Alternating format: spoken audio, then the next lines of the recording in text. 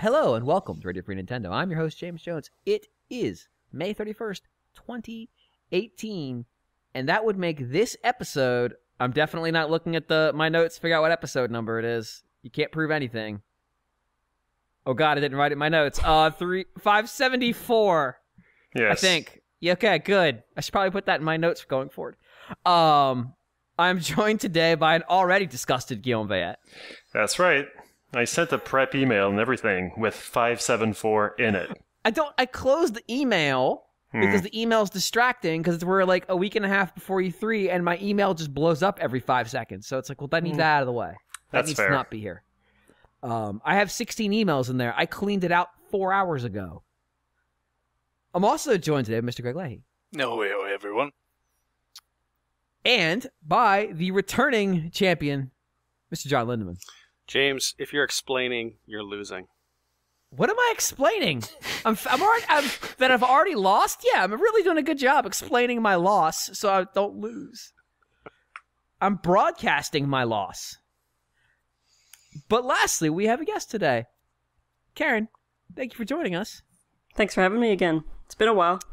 It's been a little while, so we're always glad to have you on. And you're going to be joining Guillaume and talking about some stuff in a minute. And normally I'd put you in, but I want to before we get started, I want to bring up one thing from last week's show. Because this is important. We laid out there some proposed games, and the immediate response we got were more like really atrocious monstrosity games you guys thought of. So I want to congratulate our listener base for being deep into like blood sports and stuff, apparently. But beyond that, John, I wanted you to ask, did you listen to the email? I did not, and I knew you would ask me that, and I have not done it yet. Okay. Well, the question was combine one game from a franchise into a new genre. Ours was, we had a few, but the DK Punch-Out led the house. I did see some of the Twitter responses, so I knew what the gist of the question was. So, but for you though, I'm thinking DJ here with just the new LA theme. And on that, John, would you kick off new business for us this week? Yeah. I mean, this is a unique occurrence for me, James, because I have actually technically four games. I'm not going to talk about Octopath Traveler because you guys have already talked about it, but I did play that, the demo. But yeah, I have actually four games that are all relevant to this podcast, which I feel like virtually never happens, that are all on topic. The first one. Well, the Switch is now getting like third parties, so. Yeah. That helps immensely. Yes. Stuff that you can play elsewhere than on Nintendo systems. It's true. Yep, this is true, and that is the case for, this is the case for all these games. The first one is Dark Souls Remastered, which I did get on Xbox One, just because I buy most third-party stuff on Xbox One. Xbox One X, please, the world's most powerful video game console. Yes. I gotta stay on Stay message. on brand, Stay on brand, stay on message. It's something I just gotta, I haven't learned that yet, but I'm learning. So, yes, Dark Souls. Now, my history with the Souls franchise, I did play Demon's Souls, not all the way through to the end, but I did play that on PS3 way back in the day. So I kind of knew what I was getting into, and you hear a lot about Dark Souls, like this game is the Dark Souls of that, and there's this whole kind of like mystique around the Dark Souls franchise. Like it's the hardest thing ever, and it's some kind of like Fort Knox style puzzle box that if you can't crack it, and if you crack it, you're some kind of super genius. So I went into Dark Souls, expecting that it was going to be some extremely, extremely difficult challenge. And it's a hard game.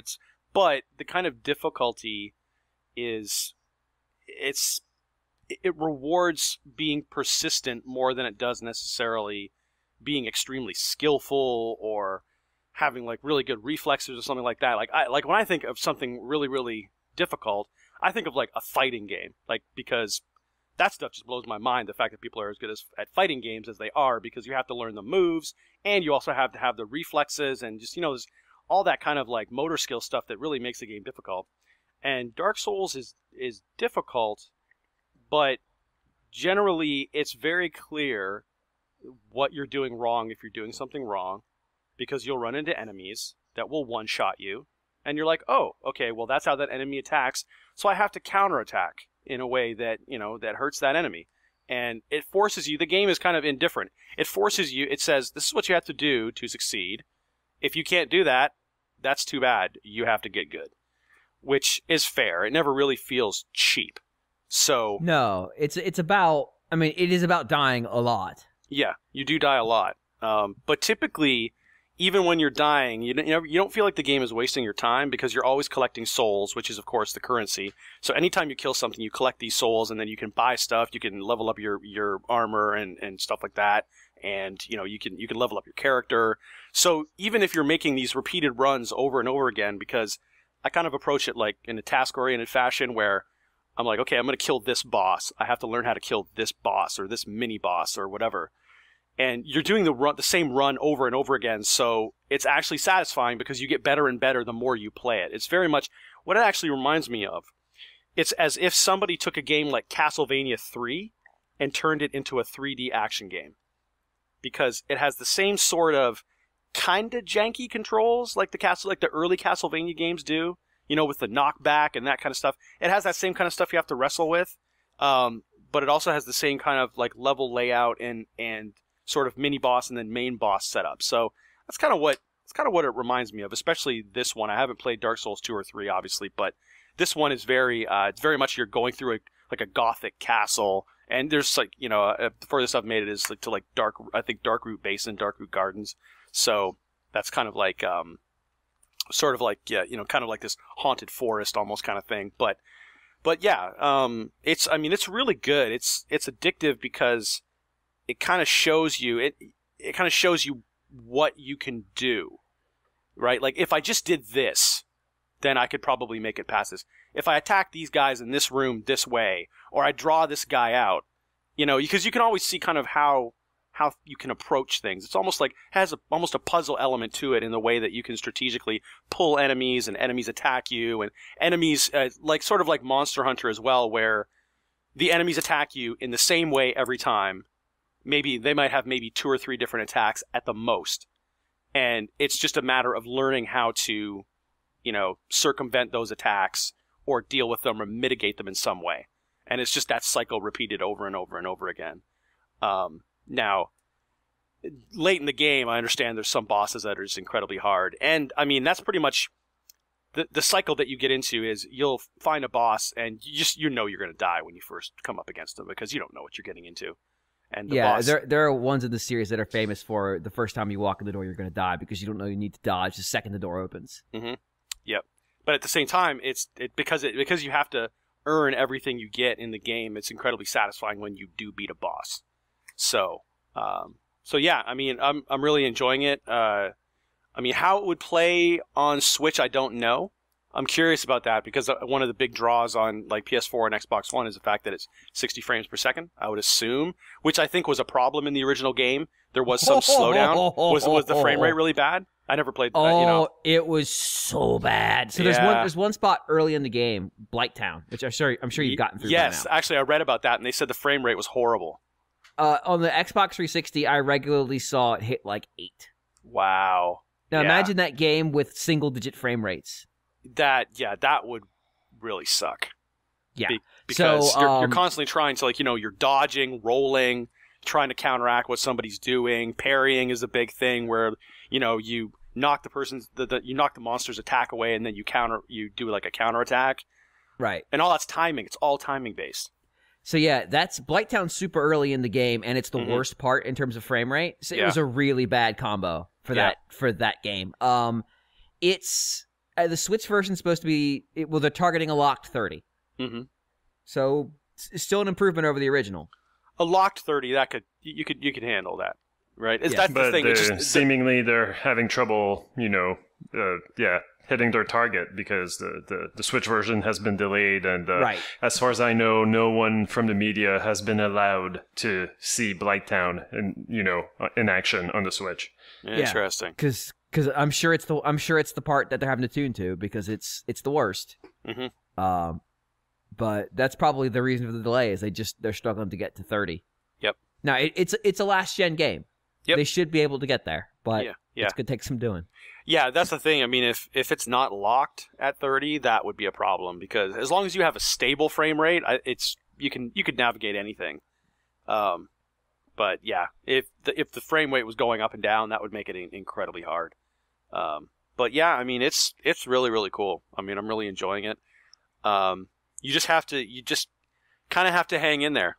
Really, that's what it comes down to. But eventually, it feels really good once you get an entire area. You know, once you pretty much map it in your head, and you know where all, because nothing changes. I mean, and once you kill the mini bosses and major bosses, they're gone. So you don't have to worry about them anymore. And it's just a matter of kind of devising newer and quicker and more efficient ways to kill all of the little enemies. Well, you know? And the good thing for you is that so much about this game's progress system, it's not like level ups in the same way you would expect them to be. It's you have to buy stats, and you have experience with the RPG mechanic style stat systems, like Western RPG style stuff. So like you understand what a dex weapon is and how like, okay, I'm gonna go for this type of weapon, or this type of build. I need to boost these stats. Yep. If you don't understand that, you will fail at Dark Souls. Yeah. Because your build will just be wrong. And the thing is, this game also attracts an audience of people that are just fetishists of that type of gameplay. So, totally. I was very, it was very easy to find, like, the character I'm playing is a pyromancer, which is effectively he uses like, you know, kind of one-handed swords and stuff like that, but he can throw fireballs. That's his big thing. And it was very easy to find somebody who's like, yeah, this is the build I use. It's really good. Really, you know, just pretty much work to this and level up this first, level up that first, and you should be good. And so I'm just working towards that, and it's working fine so far. So there's lots of FAQs online. I mean, Dark Souls is its own kind of cottage industry at this point. So, yeah, it's one of the appeals of that franchise for some of the fans are in that very first window when it's out and there's nothing written about the game and there's all those secrets and things in there. Yep. Is the weird like collaborative thing that goes on online for people, you know, finding things, and like there's a cave, and I want to say it's in the game you're playing where there's like a tree that's not really a tree, it's an enemy with 1 health. But it doesn't do anything because it's a tree. And if you kill it, there's stuff behind it. But, like, people found that and were like online, oh my god, I found a room with this ring in it. And you have to find it by killing this tree. Or sometimes it's just, like, strategies for how to get through stuff or how weapons have been impacted, how the stat changes have taken effect, things like that. Yeah. Also, the online portion of it is very cool in the sense that, you know, you see... Not only do you see people's blood stains, which kind of, you know, that wears off kind of thing after a while. You're just, you know, there's only so many times that you can see people get, you know, killed before it's just, you just don't even really check the blood stains anymore, unless you're in an area that you haven't been in, and then you can kind of see, you know, where somebody gets killed or what they were kind of doing when they got killed. And then, you know, people can leave messages for you that are sometimes hints. There's sometimes red herrings. But yeah, I mean, that's cool too, and you can sometimes just see people just like running through where you're playing, which is neat because you're like, I'm not the only one that's basically struggling with this area, you know? And you could summon help if you have a boss you're struggling with. Absolutely, yep. And you can invade other people too. So there's like a kind of a light PvP element to it where you can mess with people if you want, but it's all optional. You don't have to do any of it. So it's really cool. I mean, Demon Souls was kind of Demon Souls was good, and it had almost all the same elements, but it played slower, and it was really janky, just in certain ways. It felt very much like a 0.5 version of Dark Souls. It was a FromSoft's game. Yep. I mean, that's what it was. It was a FromSoft's game. Yeah, and it was the first one they made. So like, yeah. And the one thing it retains is just the horrible, horrible looking character models. They are awful looking. So have you tried Bloodborne? Yeah, I have. Yep. Okay. Bloodborne plays it's a lot faster. It is. It's definitely faster. Actually, I'd be interesting after playing Dark Souls. Because Dark Souls is a lot faster than Demon Souls. Yeah. But I'd be interested now that I've played Dark Souls a bit. I'd actually be interested to go back and play Bloodborne. Yeah, because Bloodborne is not defensive at all. It encourages you to get in there because you actually get health back for doing damage. Yep. Whereas with Dark Souls, a lot of the things like how you want to use shields and stuff really factor in. Whereas in Bloodborne, there just aren't shields. So yeah, I mean, with Dark Souls, I mean, it's parrying is huge. Like that's one of the main things you have to master in order to in order to survive later on in the game, and actually early in the game even, to really kill some of the bosses effectively. Like some of the bosses, like you have to parry them 5 or 6 times in a row to kill them, period, or else they'll just one-shot you. So, but yeah, Dark Souls is really good. I mean, if you're looking for that kind of game, that kind of like gothic, I'd say kind of gothic horror, sort of survival-ish horror, but I mean, with RPG elements, I mean, it'll scratch that itch for sure. Now, okay, the other one I picked up was just kind of on a whim. I picked up the Street Fighter 30th Anniversary Collection, and I'm actually enjoying that. You know, I go through these phases with fighting games where it's like, boy, I wish I was good at fighting games, and then I actually play a modern fighting game, and I'm like, why? How does anybody learn these things? It feels like, you know, I want to play a fighting game and not, you know, it feels like I'm writing a master's, you know, thesis or something. And now you get to learn like 8. Yeah, well, see, that's the thing, right? So I've discovered that probably my sweet spot is Street Fighter 2. Okay. And there's, I think, 3 or 4 Vanilla? different versions of Street Fighter 2 in this collection. There's 13 games overall. The first Street Fighter is there, which is interesting. The first Street Fighter is interesting to play just because it's so constrained. You know, you only play like Ryu or Ken, and it's not bad. It's just really, really, really early. Then Street Fighter 2 is so much more advanced. But I like Street Fighter 2, and I think on this one there's Street Fighter 2, Super Street Fighter 2, Street Fighter 2 Turbo, and Hyper Fighting. I don't know, whatever. There's lots of Street Fighters out there. So, yes. But with Street Fighter 2, what I like about it is that, you know, each character has, they're 3 types of kicks, 3 types of punches, and then they have 3 special moves, and that's it.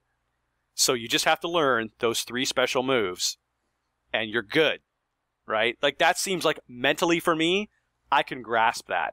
Because I can, you're trying to learn all of this stuff like counterattacks and kind of like how to defend yourself, and you know, you're learning to fight all of these different characters, all the bosses, and you're trying to learn how they attack you, and having those 3 special moves, that's manageable to me.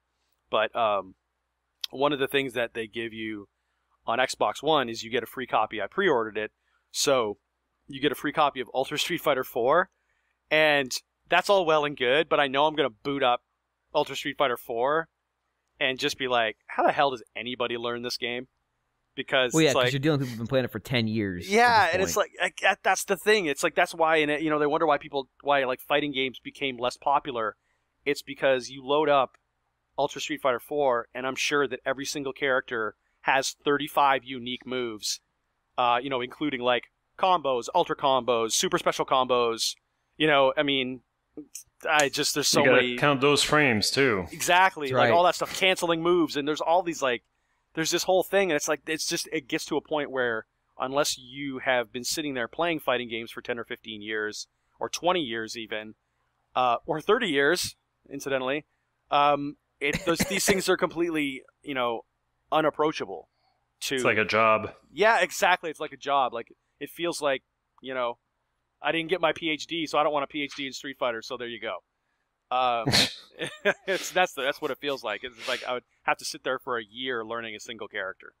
So that's why I like Street Fighter 2, because you can, the moves are very, very restricted, and it's fairly clear, what you're the ways you can attack.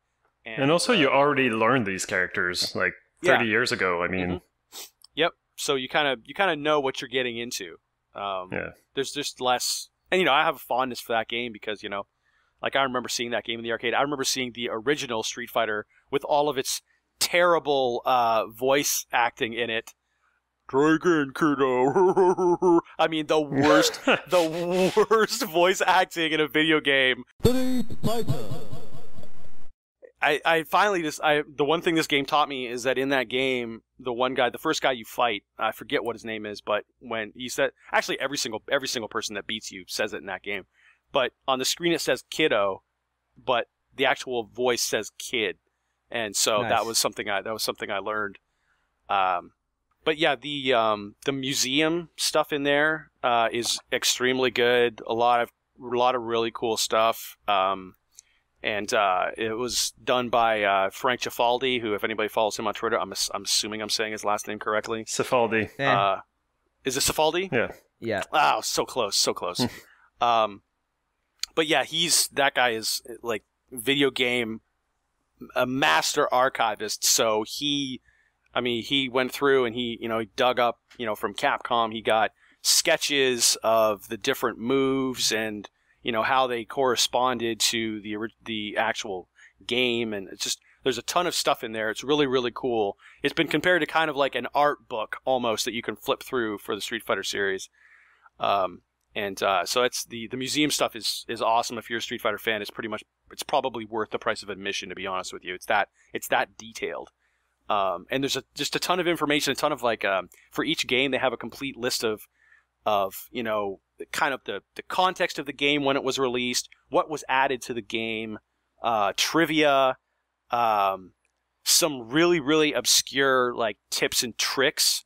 I think it's Street Fighter 2 where you can play as when you fight Akuma, and it's like, okay, well, to fight Akuma, the hidden character, you have to go through the whole single player campaign, not lose a match. You have to do it in less than 30 minutes or score 1.2 million points. And then, Akuma appears. Then there's this other way. They're like, if you want to play as Akuma, and they go through this completely elaborate way of hover the cursor over this character on the character select screen for 2 seconds, then move to this character and do the same, and this one, and this one, and this one, and this one, and then hit this button combination, and it's like, holy crap. They really did their homework, and it's all in there. So it's really, really good. 13 games. Go ahead. I was going to say, one of the things that's come out as a consequence of this particular research was that there was apparently an 8-bit console, the NES, version of the original Street Fighter in development at some point, which looked terrible. Yeah, it does. It looks like ER Kung Fu off the Commodore 64, pretty much. God, it does look like ER Kung Fu. Yeah. Apparently there's nothing else to look at besides that, but it's interesting that it exists. Mm-hmm. Yeah, I'd love to see, I would love to see somebody just kind of smuggle that out of Capcom's offices and then dump it and just bring it back in so it could be floating around there. Because, there is a workable prototype out there in the Capcom offices, 100%.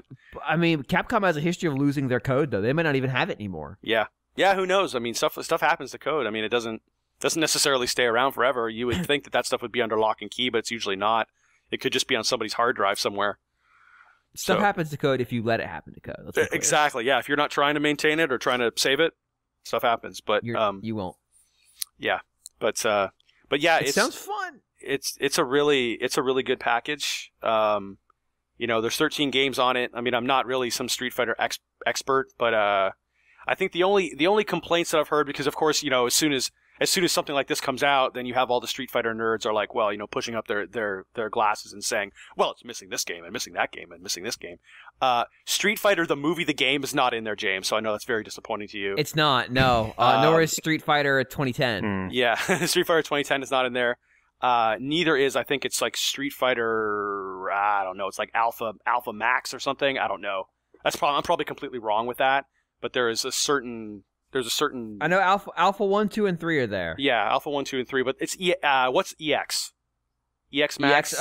Street Fighter EX is a different series. Exactly. That series is not in there. So those are the ones that were made by Eureka and introduced characters like Skullomania that are now in Eureka's new fighting game, Fighting Lair EX. Mm-hmm. With the Googie system. Yeah. Which is amazing. Yeah. So that one's tough because Capcom doesn't own the rights to a lot of the characters that were in it, because they hired Eureka to make a game and then didn't take ownership of the characters in it. Weird. Yeah. How does that work? So we'll never see Skullomania in a Street Fighter game ever again. Yeah, there's lost opportunities all over the place, but and the Skulladream. Yeah, but you learn kind of weird trivia like that. I guess Street Fighter 2 was supposed to originally be a Final Fight game.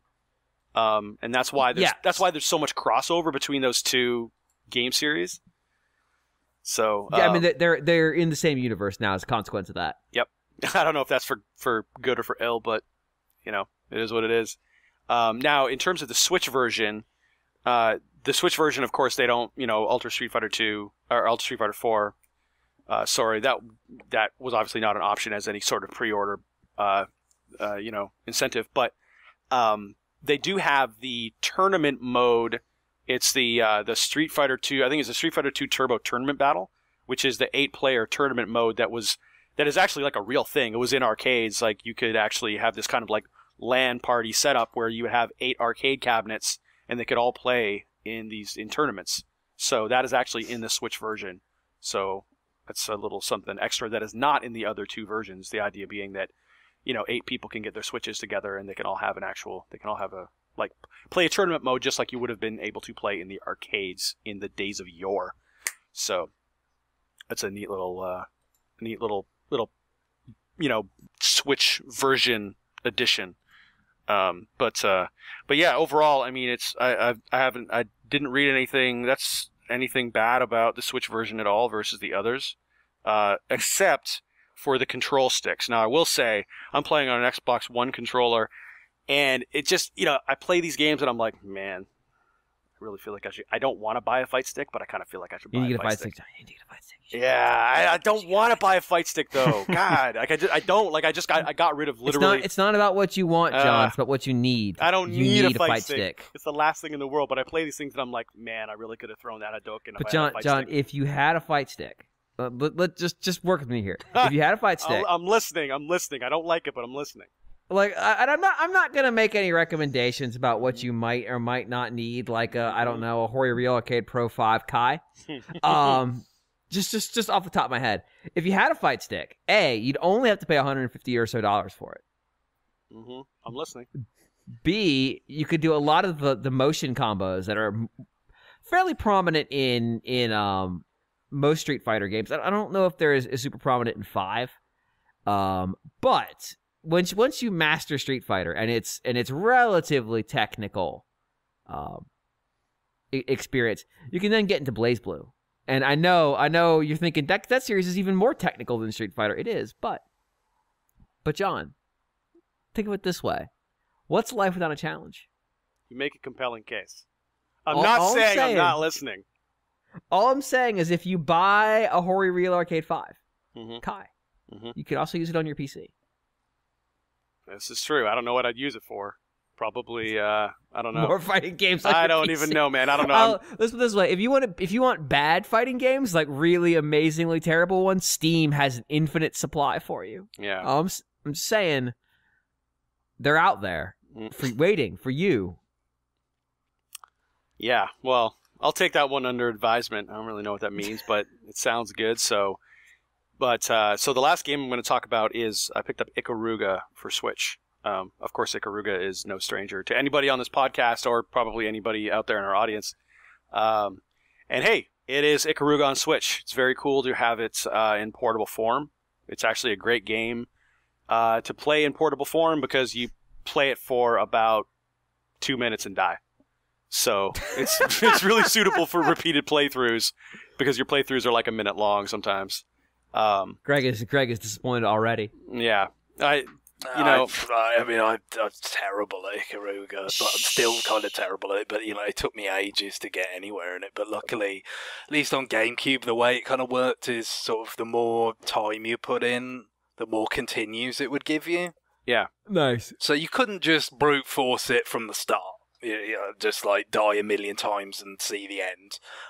But it kind of loosened the reins as things went on, and it would improve a bit and actually not use those continues as fast. And then in the end, I could beat the game with limited continues. But it took a long time because it's a different kind of challenge than your average bullet hell vertical shooter because of the color switching, the polarity element. Yeah, and who is really good at Ikaruga is Ty, of all people. Oh no! His score, I think, is, I don't know if it's amongst friends or what, but he's 714th in the world in one of those particular leaderboards. I don't think it's not global, but it's up there. He has a really high score, so kudos to him. God bless him. That's all I can really say. Ty is is a unicorn. He is. Like I don't he's a unique character. He's one of a kind for sure. So thank God. But yeah. So it's Ikaruga plays really well, looks really good. You can you can put it in vertical mode, tate mode, as the kids like to call it. You can flip that around. I don't have any good way to actually stand up my display. I don't have the Ikaruga Labo cardboard holder that I've seen on Twitter. Right. I don't have that, unfortunately. But yeah, I mean it's really good for the couple of weird things though. I mean the sound is set for some reason. The music in this game is amazing, and for some reason they set the sound effects at 100 and the music is only set at like 70 by default. And so I was like, man, the music just seems really quiet. And so I turned that up. So yeah, the music is set strangely quiet. And then also the uploading and saving of replays just takes a long time for some reason. I don't know why, because usually, I mean, on every other version I've played, it's really quick and kind of unintrusive. But yeah, on the Switch, it takes a while. It seems to always, I don't know if you can turn this off, but it seems to always upload your replay. Like on the other ones, like I know on Xbox 360, it asks you if you want to upload your replay, and you can choose yes or no. But on Switch, it just automatically uploads your replay, and it takes a heck of a long time to do it. We're talking about maybe like a minute or so. It takes a while. Yeah, it takes a while, and it's really, really weird. I don't know why. And the other thing is, too, when you... I've had issues when, when I'm playing any game like that, I mean, I just turn off my Switch, just, put it to sleep, and then just bring it right back up. And it seems to have a hard time reconnecting to the internet when I do that. I've never seen any game have this issue. But what it'll do is if you bring it back up out of sleep mode and Ikaruga's there and you play through a game, it'll say, at the end when it tries to upload the replay, it'll say, can't connect to the internet. It actually throws an error that says can't connect to the internet because console was put into sleep mode or something like that. So, and it seems to rectify itself after a while, but it's just really weird. Like I've never seen that happen. It just seems it's like the game has a hard time detecting that, like once it loses the internet connection, it has a hard time detecting that it's there again, unless you completely exit out of what you're doing.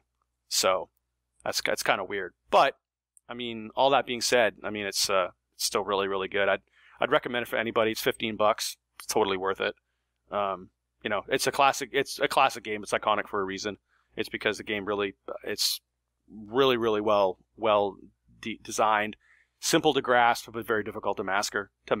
So that's Ikaruga. Cool. Totally worth your time if you're interested in bullet hell shooters. Nice. All right, moving on. Karen and Guillaume, would you care to kick us off, please, or continue our new business segment? Yeah, well, I received a code from Neil last week, actually. I had started playing... The keeper of codes. I had started playing Yoku's Island Express, and I couldn't talk about it because the podcast was going to be released before the embargo was done. Anyway, so yeah, but Karen has been playing with me, so Karen, if you would please... Yeah, for sure. I mean, I think I'll focus more on the positive aspects of the game because I know that Guillaume probably wants to talk a bit more about the game's failings. I think he was a bit more frustrated with it than I was. But then he plays a lot more pinball than I do, and just has a generally different take on the game than I do. I think. Well, not totally different, but just. Maybe has more is maybe a little less forgiving than I am. Well, I don't know. That's spoilers. I also enjoyed the game, but I just get the feeling that if I had to write a review and I reread my review, I would bring the score down a little bit, thinking like, well, this review that I wrote is not really a 9 out of 10, but it feels like a 9 out of 10. Like after playing it, like mostly the good stuff sticks in my mind and not the annoying bits. Well, and particularly when you conquer it, right? Like there's a certain satisfaction to actually completing the game, even after all the frustration. That kind of eliminates a little bit the frustration you felt while playing it. Sure. So I mean, I told Guillaume that it was sort of my kind of game in terms of the art style. It's got a beautiful art style, sort of like a watercolor style. It's and the character design is, a lot of the characters are really adorable. Oh my god! There's a lot of there's one that's called, I think he's called the Dolphin, and he's like a cat wearing a fish costume or something like that, or half of him is cat and half of his fish. I think that it's actually a cat with like half swallowed by a fish. Yeah, that's what I meant. Yeah, that's a better way of explaining it. So I don't know how they get Dolphin out of that. But anyway, I thought that was pretty great. So the character design, the art style, the writing is pretty good, I thought, too. There's one part, I mean, you've already said sort of spoilers, but there's one part where you're going around the island and you're planting mushrooms around these different, you're trying to find the soil patches where you can plant these mushroom spores, and they're trying to find the perfect place on the island, but ultimately you find out that they're basically just trying to take over. It's take over the island, and at one point the one character, the one who's sent you on this task, says, you did a great job, now we've spread far and wide throughout the island, but don't worry, you'll be long gone by the time we take over everyone. So it's really a mushroom genocide that goes on in the game, which I thought was pretty dark, but pretty funny as well. There's other characters that I really enjoyed. I think we both enjoyed the owl pilgrim called Ohm, who doesn't really say anything for most of the game until the end. Just really adorable character designs. There's an otter, there's a rat who's given the task of washing sootlings. Yeah, the art is very much kind of like, well, I don't know really how to describe it. You've got more of a background in art, but it's kind of like children's storybook kind of, drawings. Yeah, it's kind of like watercolor gouache, sort of. It's sort of a water, in some ways it's a little bit watery, but very vivid as well. What else was I gonna say about that? But yeah, the character design is really great. And I mean, I personally like the kind of environmental message, apart from the mushroom genocide. I really like the sort of environmental message of the game. There's a tree god the name I can't remember, who sort of saves endangered creatures. You discover this little spider creature that's been left behind by his family, and the tree looks after him at the end. And there's another little egg character that hatches, and he's the last surviving member of this species, and you take him to the tree and he looks after him. So I don't know, I really appreciated that kind of aspect of the game as well. Yeah, the writing is just really good. Like I really enjoyed talking to different characters, and how did you find the gameplay? So well, see, that's the thing. Like, I thought the physics were actually really good. I mean, there were a few spots where we got stuck. Right. Where we were Let's frustrated. explain what the game is first. Oh, yeah. You do it. Okay. So the game is kind of a Metroidvania. It's got a big interconnected world, and you're playing as this little dung beetle pushing this ball of, I guess, yarn or like it's or dung. I mean, it's implied that he's a dung beetle, right, but you don't always have like the ball is attached to it, so that like if it rolls down a hill, like the dung beetle is also carried with it. Like they're one and the same unit, right? Right. But so you're coming to this island. You're the new postmaster. So the old postmaster, a pterodactyl, just gives you his bag of overdue mail and leaves. And so from there, like, you kind of just do errands for the various inhabitants, and you deliver their mail, of course. But the structure of the game is that you're exploring this island, and you can only move left or right. Like, you can't jump, you can't really do anything. But then you've got these basically these pinball boards, and that's kind of the main way that there are several rooms where you're going to have to basically play pinball to activate different switches, to open up new paths, to send your dung beetle in the right direction, go up on the island or whatever. And the pinball physics are pretty good. Like, it's video game pinball. So that's the main thing. But there's also basically, like, all your movement is very much physics based. you can, push your like when you're traveling between pinball tables. You can't really push up your dung ball, very steep inclines because you're not going to you're not going to make it, right? It's a little bit like Sonic, like you would need more of a momentum or something, right? Yeah, but also like the other than like pinball flippers, you're gonna try to move yourself by exploiting these exploding. What are they again? Slugs. They're slugs. Yeah, so exploding slugs. So you kind of just like you get a slug vacuum at some point. You suck them up, and then they detonate after a few seconds. And you're gonna have like you can see them like latched on your dung ball, and you're gonna have to angle the slug and the dung ball just right to send you flying in the direction that you want to go. Also, at some point, you get an upgrade where you basically get a grappling hook that you can latch onto these flowers, and you're going to have to let go of the hook, at the right moment to send yourself flying in the right direction. And it's very demanding. Like, it's very precise. You have to...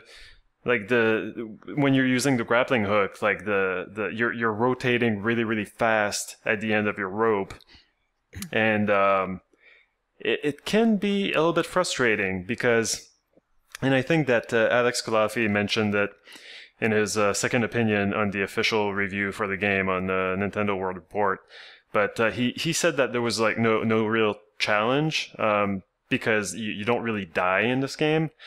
But you do... See, I like that aspect of the game. That's one of the reasons why I really enjoy it, is because you can keep trying until you get it right. There's no time limit. There's no stress. And that's the kind of... I kind of, like that aspect of where you can actually improve your skill over time. Right. With it. Sort of. Yeah, but like, and we've discussed this on this podcast before, talking about like games like Wario Land 2, but instead of punishing you by killing you and making you start over a stage, the game kind of like sets you back, and you have to like redo, like you have to redo the progress that you lost when you fail at aiming your pinball the right place or whatever it is. And so that can be a little bit frustrating because you're going to have to try over and over to get it right, and the game can be quite challenging that way. Mm-hmm. But yeah, like, so basically the game is a pinball game that's also a Metroidvania. So I was about to ask, like, what the heck is this game? Yeah, like, because I'm getting lots of like features, but in my head I'm like, what is? Yeah, well, that's the thing though. Like in most of the game, like you're exploring this island. It's pretty big, and whenever you're trying to go up, like you're gonna have to use find these places where they have flippers, and you're gonna shoot yourself up and stuff like that. I think if you look at a video, you're gonna get it. But yeah, we've already kind of just described pretty much like how the game works.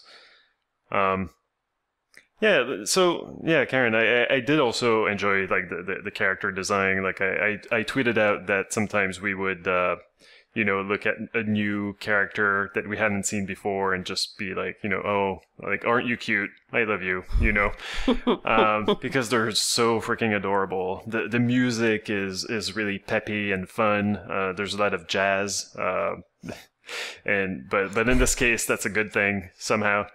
Yeah, it's not crappy jazz. It's good jazz. But I guess like if I put on my reviewer hat, the stuff that would lose at points would be that there are certain segments that I feel felt pretty unfair, and sometimes the physics don't really work in your favor. And I kind of wish that the game had helped us more. To cheat or something. Yeah, well, and to give more direction too, right? I think that was one of our frustrations. We just didn't know what to do next, because there's, you can basically do all the different quests at different times. I mean, with the exception of, you need certain equipment to do certain tasks, but it's very much you're kind of fumbling around trying to find where the next place to go is, Right, and it's hard to the map is very, very, very zoomed out, so it's helpful, but not so much when you're trying to find how to get to certain places.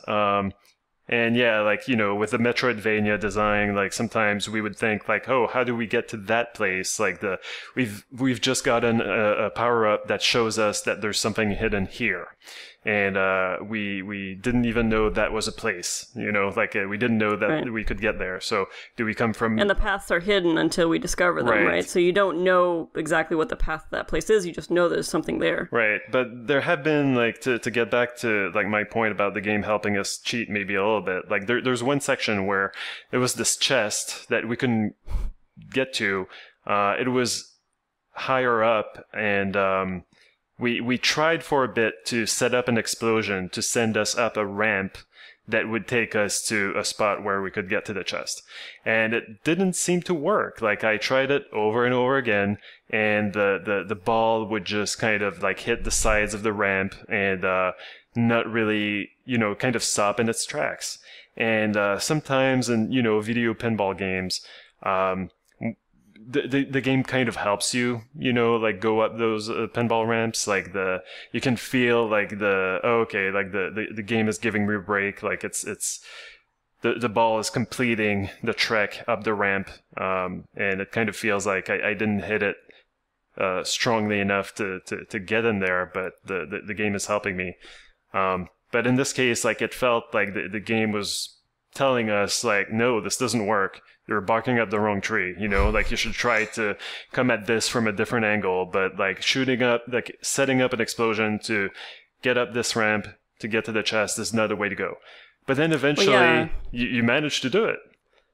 I did, yeah. I mean, I think more frustrating was a different area where, like, it was the last chest, and it looked like there was another path to this chest, but you just couldn't access it. So I went all around the different, the map just to find the entrance to the chest. And in the end, I just ended up going back to the beginning where I had started and just mashing the buttons randomly until I got across this chasm. And it was just sort of like, well, how did I even do that? Right. It wasn't... it didn't make any sense how... Like, I'm still not sure what I did. I kind of, like... turned my eyes away for a second and I was across this chasm and I'm like, okay, I don't know how I did that. So that was probably the most frustrating part for me. Yeah. And other than that, I felt like the power-ups were poorly, not paced, but kind of thought out. Like there's a lot of late game power-ups that we got that we had no use for. Imagine in a Zelda game, like the last few power-ups that you get are wallet upgrades. Well, that's literally what happened here. Like we got, like you can collect fruit that allows you to pay for stuff. And the last few upgrades that we got were just a bunch of wallet upgrades that we had no need for. So it was just weird. Because ultimately, there's not a lot to buy in the game, really. Right, but also like they were the rewards for these really elaborate side missions that including the one where you kind of install spores all over the island. So. Like it was designed so that it would be one of the last few things that you complete in the game. But so I don't understand the thinking there. It's like they had missions and secrets that they wanted to put in the game, but they didn't really know how to reward you properly for them. So, but yeah. Overall, like I leave with a really positive impression of this game, and I think I would give it probably a higher score than Nintendo World Report ended up giving it. Cool. I agree. I was like, am I being prompted to push the next game? What are we doing? I just recommended by Karen and Guillaume. Very quickly, I already wrote a review for it, so check it out on Nintendo World Report. Yeah, if you want, more details about it. But I reviewed this game called Baobabs Mausoleum Ep.1. Ovnifagos Don't Eat Flamingos. Yeah. Credit to you for pronouncing that. You know what? No, good job. The title is kind of a clue that this is a game that is trying really hard to be weird and to not make sense. Does it succeed? Huh? Does it succeed at not making well, sense? that's the thing. It was a little bit disappointing. So in my review, I say that I got enlisted to review the game after I posted the trailer and said, like, well, this looks interesting. And indeed, it's a really Kiss of death. That's all it takes, Guillaume. Don't even post in the thread. Just stay away from it. Well, on Switch these days, I mean, you could even say a game looks terrible, and it's like, you're signed up. Right, yeah. I have deliberately not said anything about it and been signed up before. Yeah. It doesn't matter. So no rules, no limits. Yeah, but after checking that the game was maybe like an hour or too long, because it is an episodic game, I was like, yeah, sure, I'll review it and get to play it. The trailer is really striking. It uses like this kind of, like old beat up VCR look to it, like really used up video cassette look. And I was really pleased to see that that's actually in the game. Like, not to that extent. They definitely improved it in the trailer. But there's kind of like, you can turn on bad VCR effects in the game, and it gives you kind of like, bleeding colors. And also, bad tracking, and you get actual kind of like VCR overlays, whether you turn these effects on or off in the game. Like you get kind of like randomly, like channel 3 will show up on the screen because the game is obviously trying to invoke like the spirit of the early 90s or late 80s. I don't know. It looks weird. It is. Like I'm watching your trailer right now, and your trailer. I have assigned you ownership of this trailer. Sure. Because you posted it. Yeah. So yeah, it's a cool trailer. I love the music that plays in it, but unfortunately, the presentation is really the top thing about it. Like the game ends up being a little bit more rote than I expected, and that's just really disappointing. It feels like the developer had lots of ideas they thought were cool. Like, oh, if I ever made a game, I would put that in it, and I would put that in it. Like, I would make an 8-bit game, 2D, like adventure game, like a Zelda game, but at some point I would make like a 3D, like a first-person section, but everything still looks like it's 8-bit, everything still looks with, like, it has the same art. And so they put that in the game. There's an extended first-person section where you're playing hide-and-seek with these, like, deadly beavers or something. Yeah. They're all deadly if you agitate them enough. That's true, but the problem is that the 8-bit sections are not that great. Like, you are very much on rails. Like, the game is just a series of, like, 10 chapters, and basically each chapter... They have varying lengths, but you can have, like, you can solve one puzzle sometimes and meet, like, 2 NPCs, and then, like, you finish that chapter, and you never go back, And so these NPCs don't really stay in your mind. Like, the dialogue is not really that memorable. The puzzles are very simplistic. They don't always make sense. And I just felt like this was a failed opportunity to set up the world, because as I said, like, the game seems more interested in kind of trying out all these cool, ideas that they thought were cool in terms of gameplay. But then, like, it kind of ends up being kind of a mishmash of things that don't really gel together, and not in a good way. Like, I mean, like, a game can be eclectic and weird and fun, but this is just like, okay, so you enjoyed that one puzzle in Metal Gear Solid where you have to look at the back of the box, the back of the case, to look up, like, how to reach this character. And so you did the same thing in your game.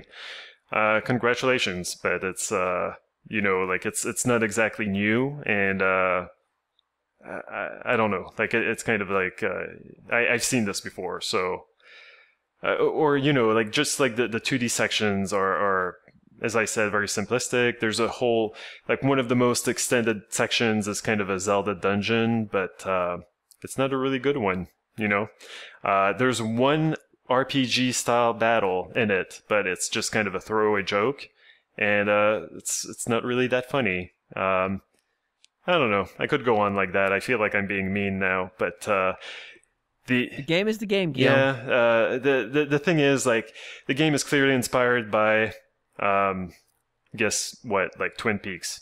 Yeah, like this is the first game that's ever been inspired by Twin Peaks that I've ever talked about on this podcast, and well, Swery insists he's never even heard of it, so obviously none of his games were inspired by it.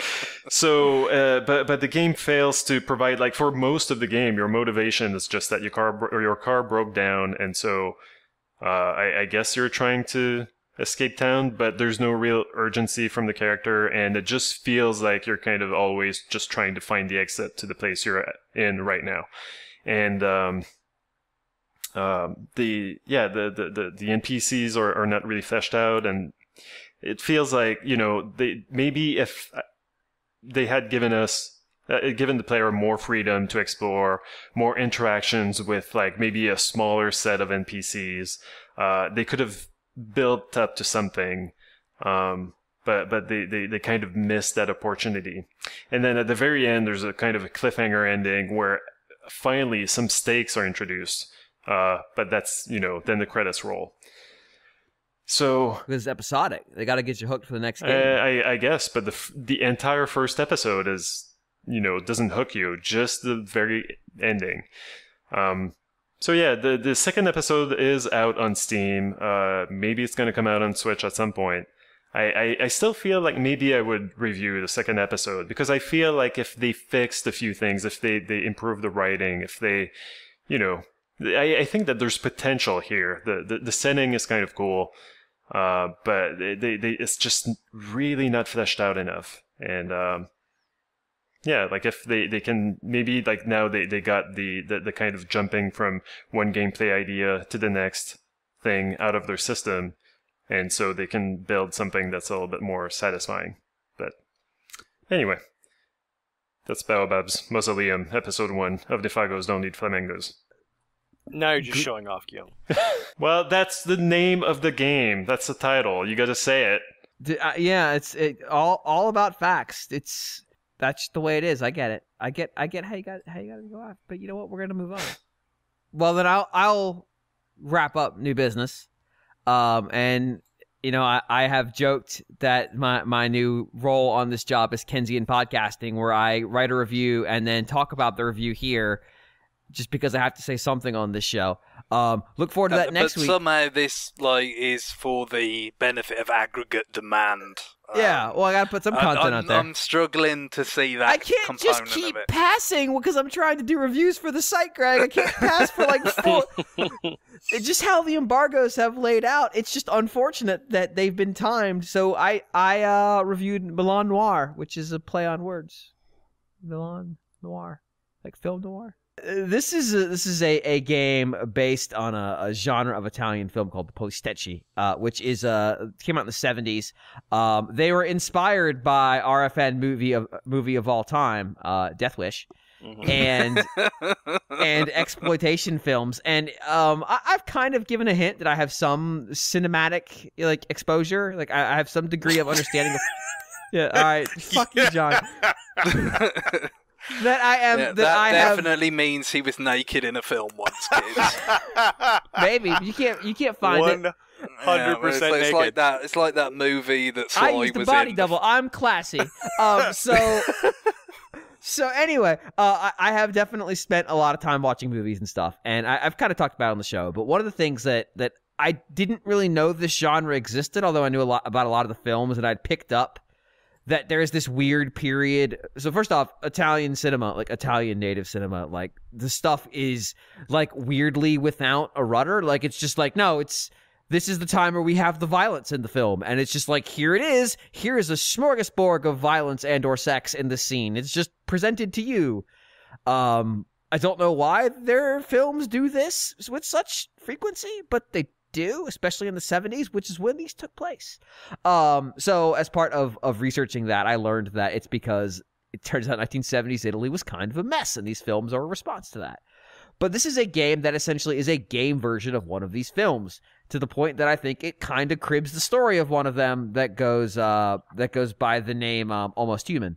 But basically, you play as a gangster who gets out of prison and for committing a particularly atrocious murder, and then proceeds to get revenge on the people who put him in jail, which is kind of a weird plot point, because normally when it's a revenge getting out of prison thing, it's like, oh, I got betrayed. But nah, he got thrown in jail because the other mobsters were like, dude, that's too much. You went too far. And then we're supposed to like be there with him, like, yeah, you show them who's boss. It was way ahead of the Prestige TV kind of corrupt antagonist curve. Protagonist curve, I should say. Yeah, so what this is it's a twin-stick shooter, but it's not like a normal twin-stick shooter that a console. It's more of a PC style, where you move around with the control, and then you use the mouse to like move the reticle around and shoot. And basically, it's just a 2D cover shooter. You know, you walk through these stages and you shoot stuff. You shoot people. You shoot a lot of people. You shoot way too many people. You shoot a shit ton of people. But basically, that's it. You just go from room to room. You clear them out of enemies. You go to the next room.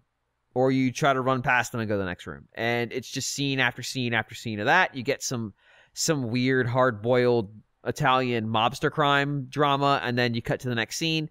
And then eventually you get to a boss fight. And that's where the game completely falls apart, because the boss fights in this game are terrible.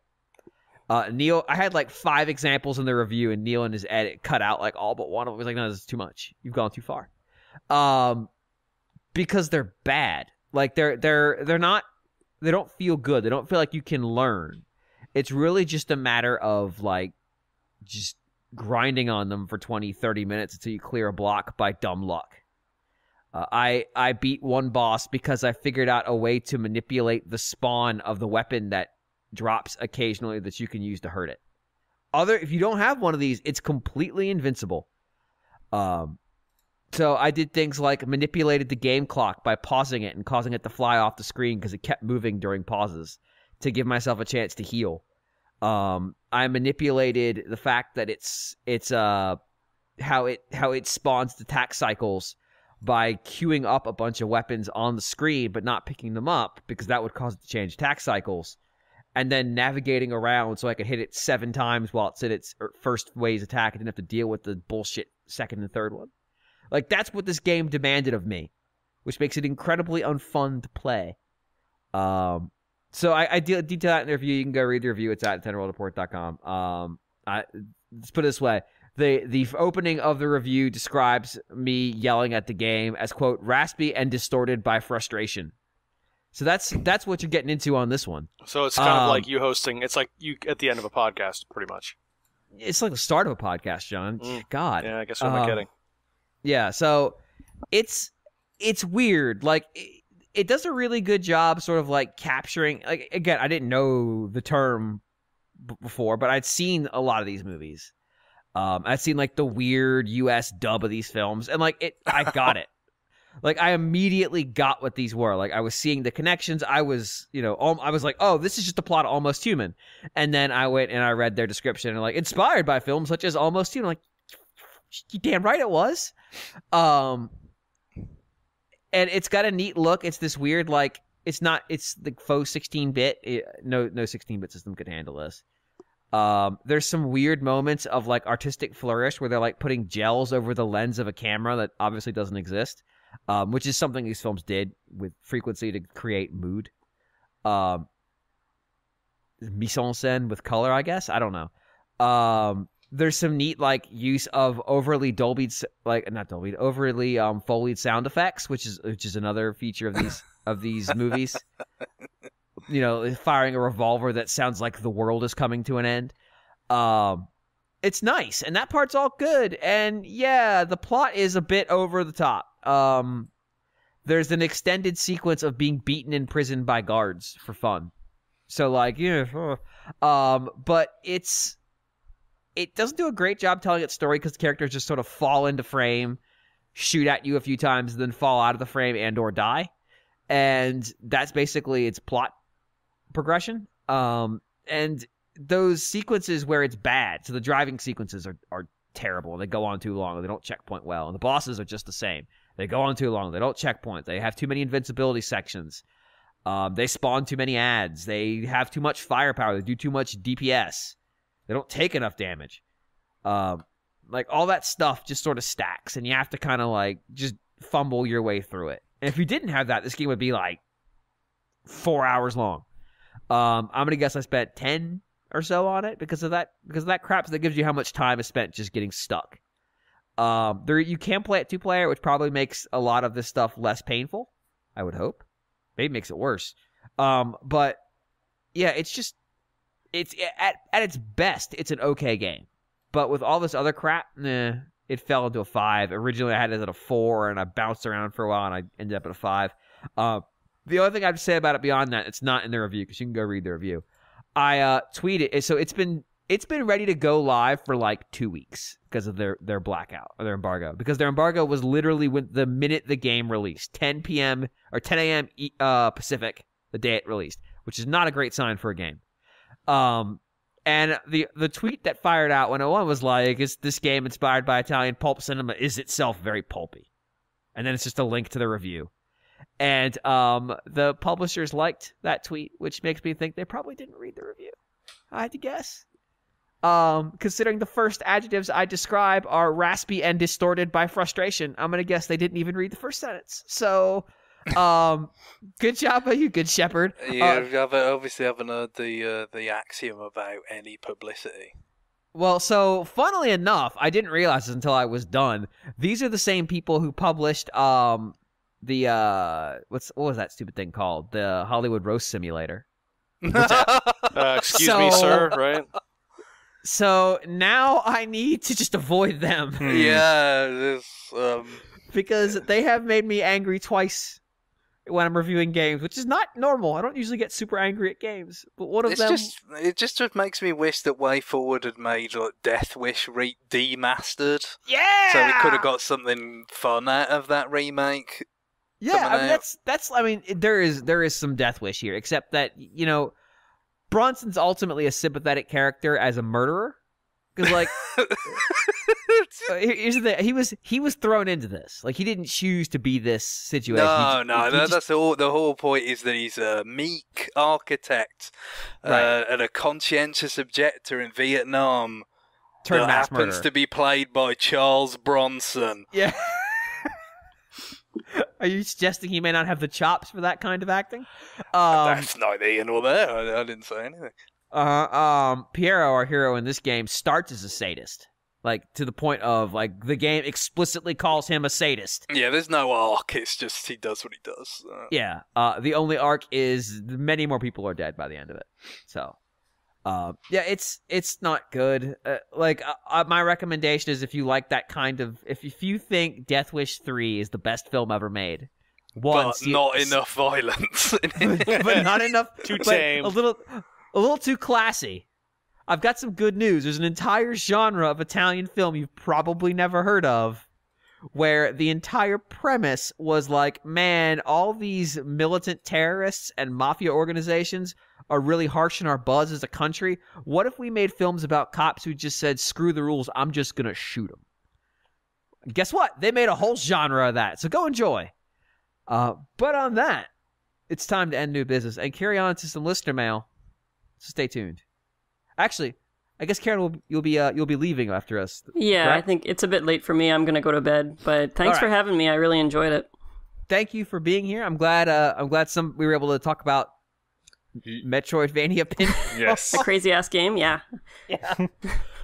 I really haven't felt as impassioned about a game since until this game. Enough to come on the show. So really, I think that says something about the game. Cool. Well, next time you feel so inclined, please let us know. We'll be happy to have you. Great. Thank you so much. All right. And on that, we'll be back after the break. Bye, everybody. Bye. We're not leaving. Stay tuned. Don't leave. Bye, Karen. Bye.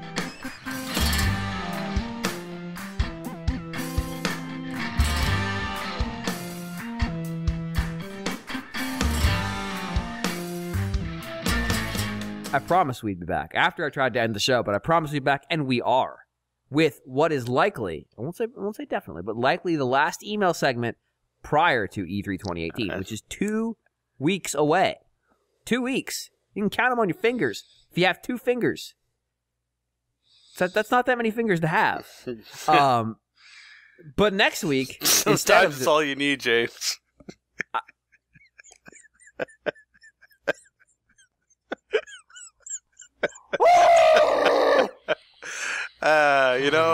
You know, James, sometimes you tee them up, and I got to knock them out. I wish I was knocked out right now, yes. I wanted to think about some more. All right, anyway, next week we'll be doing our retroactive on... God damn it, Henry Hatsworth. John may not be joining us, not because he hasn't played the game, but just maybe because I won't invite him. But right now, we're doing listener mail. You can send your email to rfn@nintendoworldreport.com. We will get to it probably during or after E3, I'll be honest. So don't send us emails asking us for E3 predictions, because we ain't getting to them before it's kind of moot. So, swiftly. John, would you please read the first email? Certainly. Dan from Canada writes, "Hello all. First, some brief background on my experience with the Pokemon series. Don't worry, it's short. I grew up in the 90s, so of course, Pokemon was huge with all my friends playing the Game Boy games and the card game. This convinced me to ask for a Game Boy Color and Pokemon Yellow for Christmas in 1998. Unfortunately, the game just never clicked with me. I hated the random encounters, I would constantly get lost, and I just did not enjoy myself. So I dropped the game and never looked back at the series for 20 years, even skipping the Go craze of 2016. I did love Pokemon Snap, however, so I'm at least familiar with many of the original 151 Pokemon. With that said, if any game would bring me into the series, it sounds like this new Let's Go game would be the one to do so. With the absence of random encounters and a familiar setting, the game is far less intimidating to someone who has missed 20 years of the series. My question: stripping out the name brand, are Pokemon games actually good? If I loved Paper Mario, would I enjoy this game? Curious to hear your thoughts. Thanks, and as always, love the show." Ooh. Are Pokemon games actually good? I guess we'll go through the Let's Go announcement. Are video games good? Yeah. Is this podcast good? No. Is life worth living? I don't know, guys. I don't know. All very valid questions. Well, I'm going to say no. Which one? Is life all worth of living? the above? Yeah, sure. But mostly Pokemon. It was never good. Somehow. Oh boy. Oh, It's Jesus. just, Oh, All God, right. here we go. Millions of people No, are God. You divided. son of a bitch. You son of a bitch, you take it back. The opinions expressed by Radio Free Nintendo do not represent the opinions of Radio Free Nintendo. Yeah, I mean, my first Pokemon game was Pearl on DS, at which point I was in my 20s, so it was not like a childhood thing, affection or anything, and I liked it, and I've played subsequent games in the series because I think it's fundamentally pretty sound design, even if a bit slow to change, I guess. Yeah, it's been formula. It's been a bit run into the ground, but I don't think that makes them bad games. They're still good games. I mean, although they are very similar to each other as time goes on, right? So the funny thing about those games is, and I've heard people concerned about, like, well, I haven't played one of these games in 10, 15, 20 years, but they add new stuff, but then they seem to pretty much take that stuff out in the next game and add different new stuff. Yeah, and then usually the formula is fundamentally pretty similar. Sun and Moon had some of the more significant changes that have happened to the mainline games recently, with the kind of trials and the totem battles and things like this. But then they made Sun and Moon too, so there you go. Yes, Ultra Sun and Ultra Moon. But in general, it's a formula that works, so they've stuck pretty close to it, and also there is a very generational aspect to it, not just in terms of the refresh that they do, like you said, where sometimes they take things away as well as add things, and you get the new cast of Pokemon that add into the existing roster, but also it's exposed to a new generation of youngsters that are the perfect age to get really excited about it at that time. Mm-hmm. Right. So it makes a certain amount of sense the way they have kind of the fidelity that they've shown to the template, but like I say, I do think fundamentally it's a pretty solid template. I mean, terms of the battling and the types, the amount of monsters to catch. There's it kind of works on multiple levels in terms of accumulating different monsters, in terms of understanding the matchups, but also I think originally, and I get that it's kind of segue into the whole changes with Let's Go Pikachu and Let's Go Eevee. Originally, I think there was a cool, for its day, kind of adaptation with the random battles in terms of, okay, there's random battles. That was something that so many JRPGs had in that kind of era, but that like a limited amount of agency involved in terms of you could see the long grass, and there would be kind of formations in terms of like the little bit of path finding, like if you really wanted to cut down the probability, like you try and pick your way through in the way that you touch over the fewest tiles of long grass where Pokemon can emerge. Things like that I think were kind of quite clever at the time. I get the problem because they didn't change that very much over the years. That was not fresh, by even just like the 21st century. But I think it was fundamentally a nice little kind of modification to the traditional JRPG template that gave it a little bit more of an edge and fit in with the world they were trying to create. Well, and the trainer battles weren't random because they just sat there and stared at you. Yeah, you see those, and you know what you get, something about what you're getting into. So if you've somehow listened to the show but also not seen any of this news, so John doesn't fall in one of those categories, but does fall in the other. I'm going to guess it's the opposite of one you're thinking of. You're probably right. So basically, this is the game that they leaked out about a month ago at this point. Yeah, and it all went. We were sort of promised, if you like, that it would be at the end of May, and it sure was. Yep. Yes. So basically, this is a take. I mean, they're going out pretty far, so I'm going to say it's a take. They've been using like remake or reimagining. This is pretty distant. Pokemon Yellow, which was the third version of Red and Blue, what was it, Blue and Green or whatever? Well, it was Red and Green in Japan at first, and then Red and Blue when it came to America. A special Pikachu edition, I think, is like the proper name for Pokemon Yellow or something. It is Special Pikachu, Detective Pikachu edition, yes. So the game is basically, so what the Pikachu edition did is supposed to be picking your starter.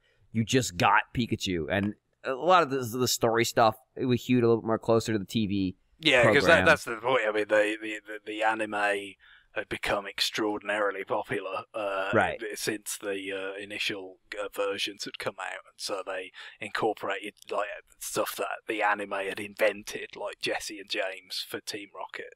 Right, and also Pikachu just following you around, because in the show, of course, he never lives in his Pokeball. And so that was the only starter, and he just followed you around, and he didn't evolve the same way as he used to. They, and a couple other little modifications, the Pokemons were remixed, like what you got randomly.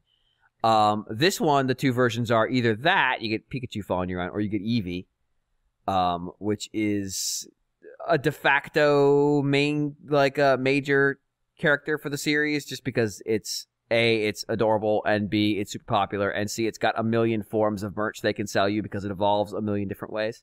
Right, so doesn't that make the whole decision of not allowing you to let your personal Eevee evolve really weird? Yeah, no, because the marketing, Guillaume. They're not going to put fucking Gengar as the other one. I personally think Raichu is underappreciated, but he's not that big of a deal, so locking your Pikachu into Pikachu form is... Whereas Eevee... I assume many people have got a favourite, but it's called Eevee. It should be allowed to evolve. Well, look, they weren't going to make special Muck edition, so... Well, I'm glad that you can have other Pokemon follow you around and be visible, as well as the partner Pokemon, because that is something that it'd be kind of boring just to have though. They're going to be there too, on the hanging out on top of your head or whatever. But you can have Muck follow you around if you want to scare the shit out of people. as I always do. So but the game is. I mean, I don't want to use the word simplified, but that's the right word here. Yeah, it's really interesting looking at the conference that they had in Tokyo, wasn't it? Yep. Announcing this, that how they tried to little bit of cake and eat it with the rhetoric around this, because obviously they had the Pokemon Quest announcement beforehand, which is just Pokemon shaped like boxes. Yeah, Minecraft Pokemon. It's not Minecraft though. Like that's no. Like but aesthetically, it's like if there was a Minecraft crossover with Pokemon, that this is what the character they would look like. But yeah, the game is a mobile, free to start thing. But once they got to the main course, they said that the specific wording was, "We're pleased to announce the next installment in the mainline RPG Pokemon series." So I mean, it's just interesting. Obviously, they had another Pokemon product first, so you have to kind of differentiate it from that, to say, like, okay, this is... But it was interesting for them to say that, but then later on say, oh, and in 2019, there's going to be a game for Switch that follows in the legacy of X and Y and Sun and Moon. Right, which is explicitly called out as Gen 8. Yeah, so the point is, you think, well, is that game is the next mainline RPG. Like it's kind of like trying to say, oh no, this is really the next one. But then at the end of it, it's like, no, actually the next one is 2019. So it's kind of like, okay, no, you should really be interested in this. This is not just a spin-off like whatever, like Pokemon Quest or whatever, many multitudes of them there's been over the years. But at the same time, like, don't freak out at the fact there's no random encounters and whatever other changes they've made, because Pokemon Go style Pokeball throwing. Yeah, you'll get that game in 2019. So it was kind of interesting messaging. It was the Metroid Prime 4 announcement. It is a bit, yeah, because it's like, well, look, we've announced the game on 3DS. We kind of realised that might not be, what everybody was hoping for, so we do the logo alongside it.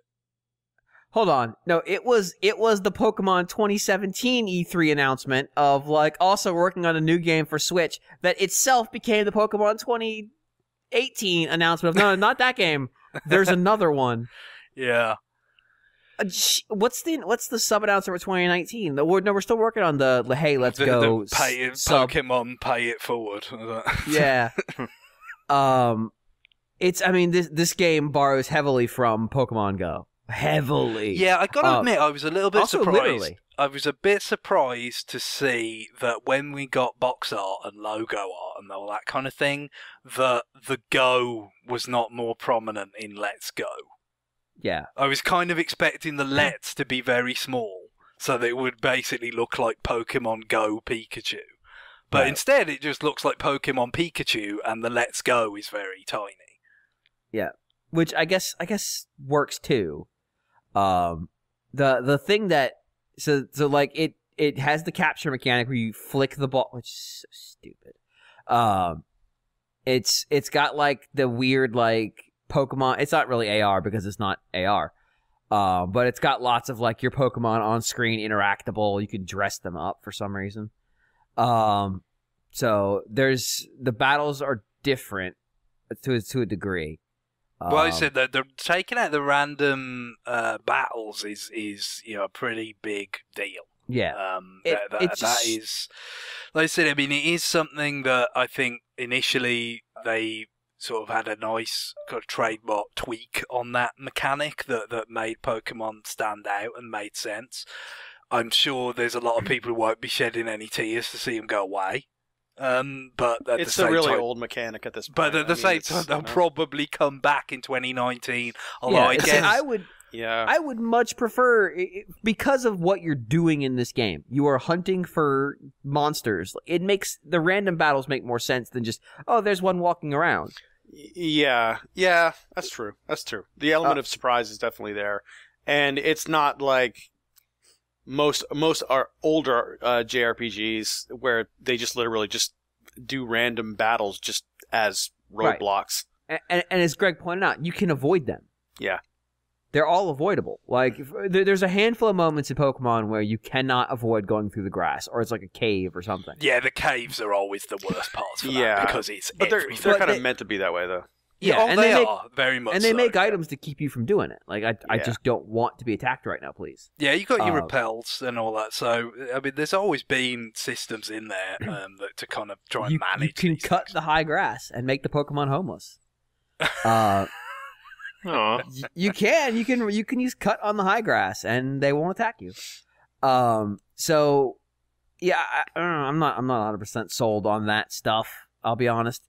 It looks nice. I'll admit it looks nicer than I expected out of Game Freak. Like, does it look awesome?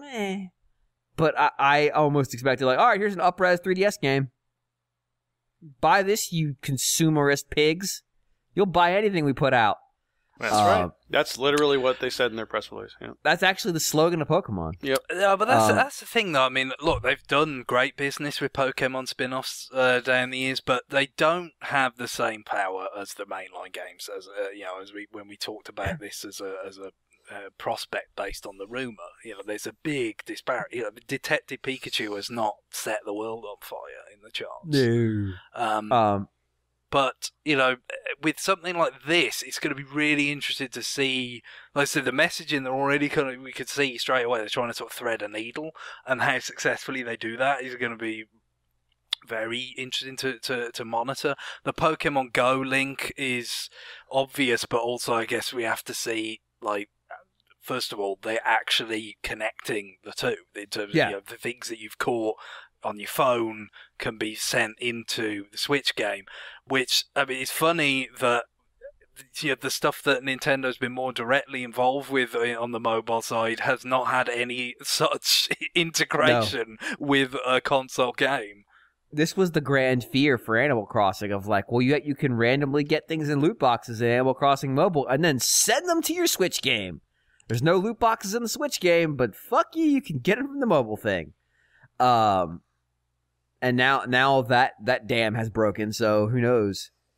But what I thought was really odd, and I mean, it's just one of those ones where, like, what's the word I want to use here? An odd work, I guess.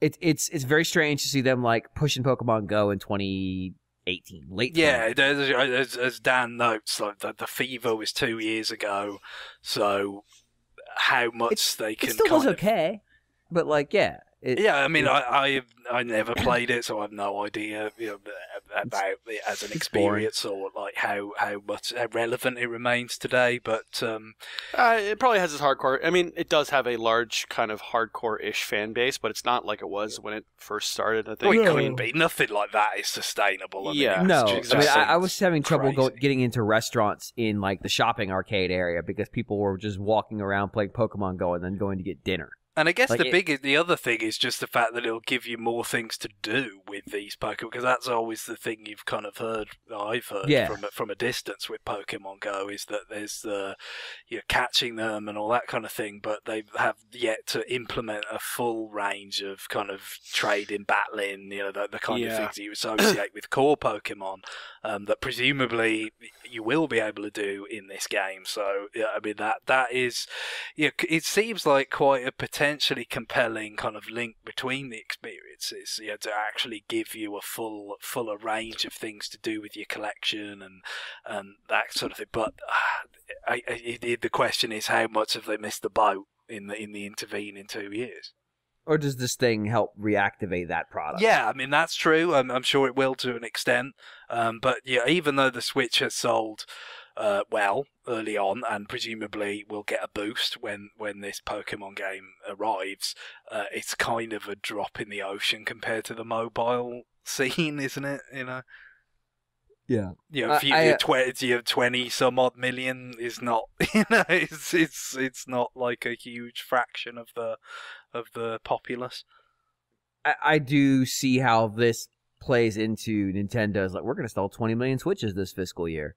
Oh, yeah. I mean, the upside is there, isn't it? I mean, you think about how big Pokemon Go was, and then how big Pokemon is in general, the kind of thing, kind of what it did for sales of 3DS when Sun and Moon were coming out, and all, and now you've got something that more actively leverages the kind of the popular features from Go, and it's a, you know, you said, you know, it's a better looking, more kind of fully realized Pokemon world in a console setting. You've got the co-op stuff that they showed, which you know, seems kind of interesting. That was more of a kind of like a parent and child or like siblings kind of co-op, where you're kind of helping, coming in as the second player, but we'll see, you know, everything they've got in mind for multiplayer. So there's definitely a big upside here. That the only sort of caution that I would have in terms of the commercial performance of it is that so many sort of Pokemon spin-off games do well, but not nearly as well as the real deal. And right, and so their terminologies. If there's a perception that this is not the real deal, I don't know whether it could seemingly underperform on that basis. Yeah, I mean the that's probably why they're pushing it, but also having to like couch their terminology here. Yeah, I mean, that was the first thing that came to my mind. I mean, I said, oh, okay, so they'll have a mainline game out next year. Okay, I'll just wait for that one. Yeah, and so the thing is, this game had to be this year, and I'll explain why. It couldn't be after a mainline game, because that game's going to have more features. It just is. And it would be a bad comparison for them. But this game is such, like, I mean, it's nostalgia masturbation to a large degree. Like, there's this, it's, okay, at least at launch, because I don't believe for a second they won't sell you more Pokemon as DLC in the future, especially because Pokemon Go already has 3 generations in it. Yeah, that started with 151, but has expanded since. So this only has 151 in it. It's only set in the very first, the Kanto region, the very first region in Pokemon history. It's sort of like a reimagining of Pokemon Yellow. It's going to feature lots of content that's kind of similar to the more nostalgic, like, TV focused story telling. Hey, guess what? It's also on Switch, a platform that's not really currently in the hands of lots of little kids, I'd imagine, but it's in the hands of lots of like 20-year-olds who have disposable income. Yeah, and that's where I think that whole kind of parent and child co-op angle comes into focus, doesn't it? In terms of people who grew up in the 90s, like Dan and his letter, and then they kind of can go through a sort of new version of the same journey with their kids and help them through it.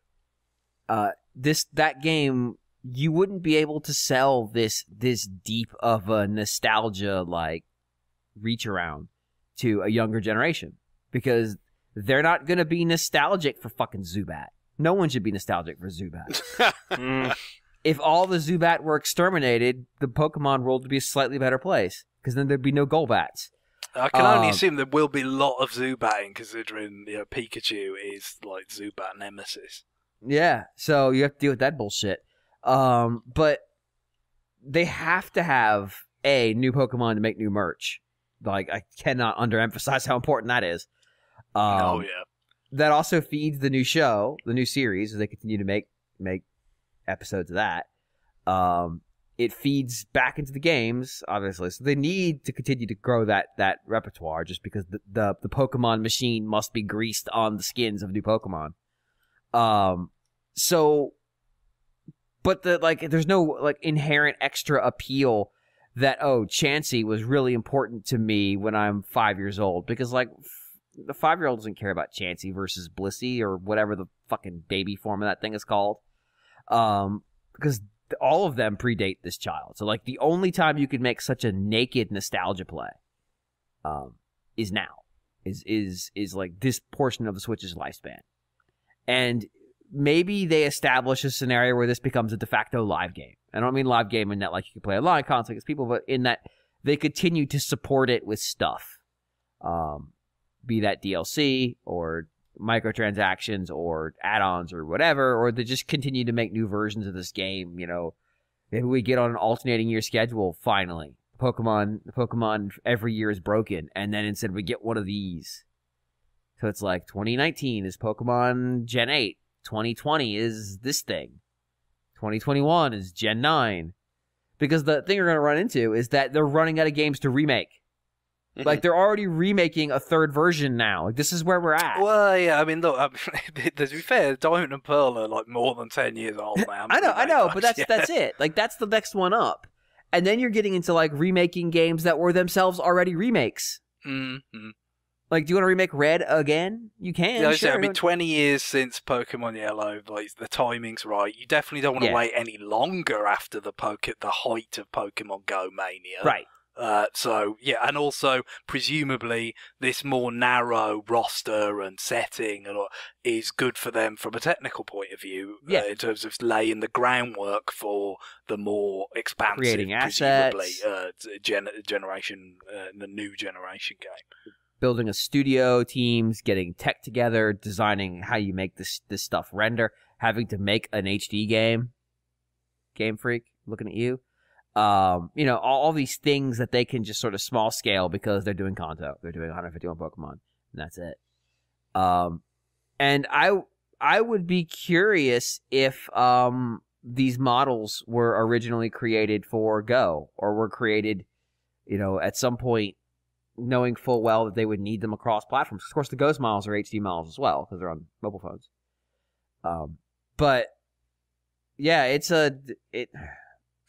I guess to Dan's question of, like, is this the right time to jump in? I guess it depends on what you want.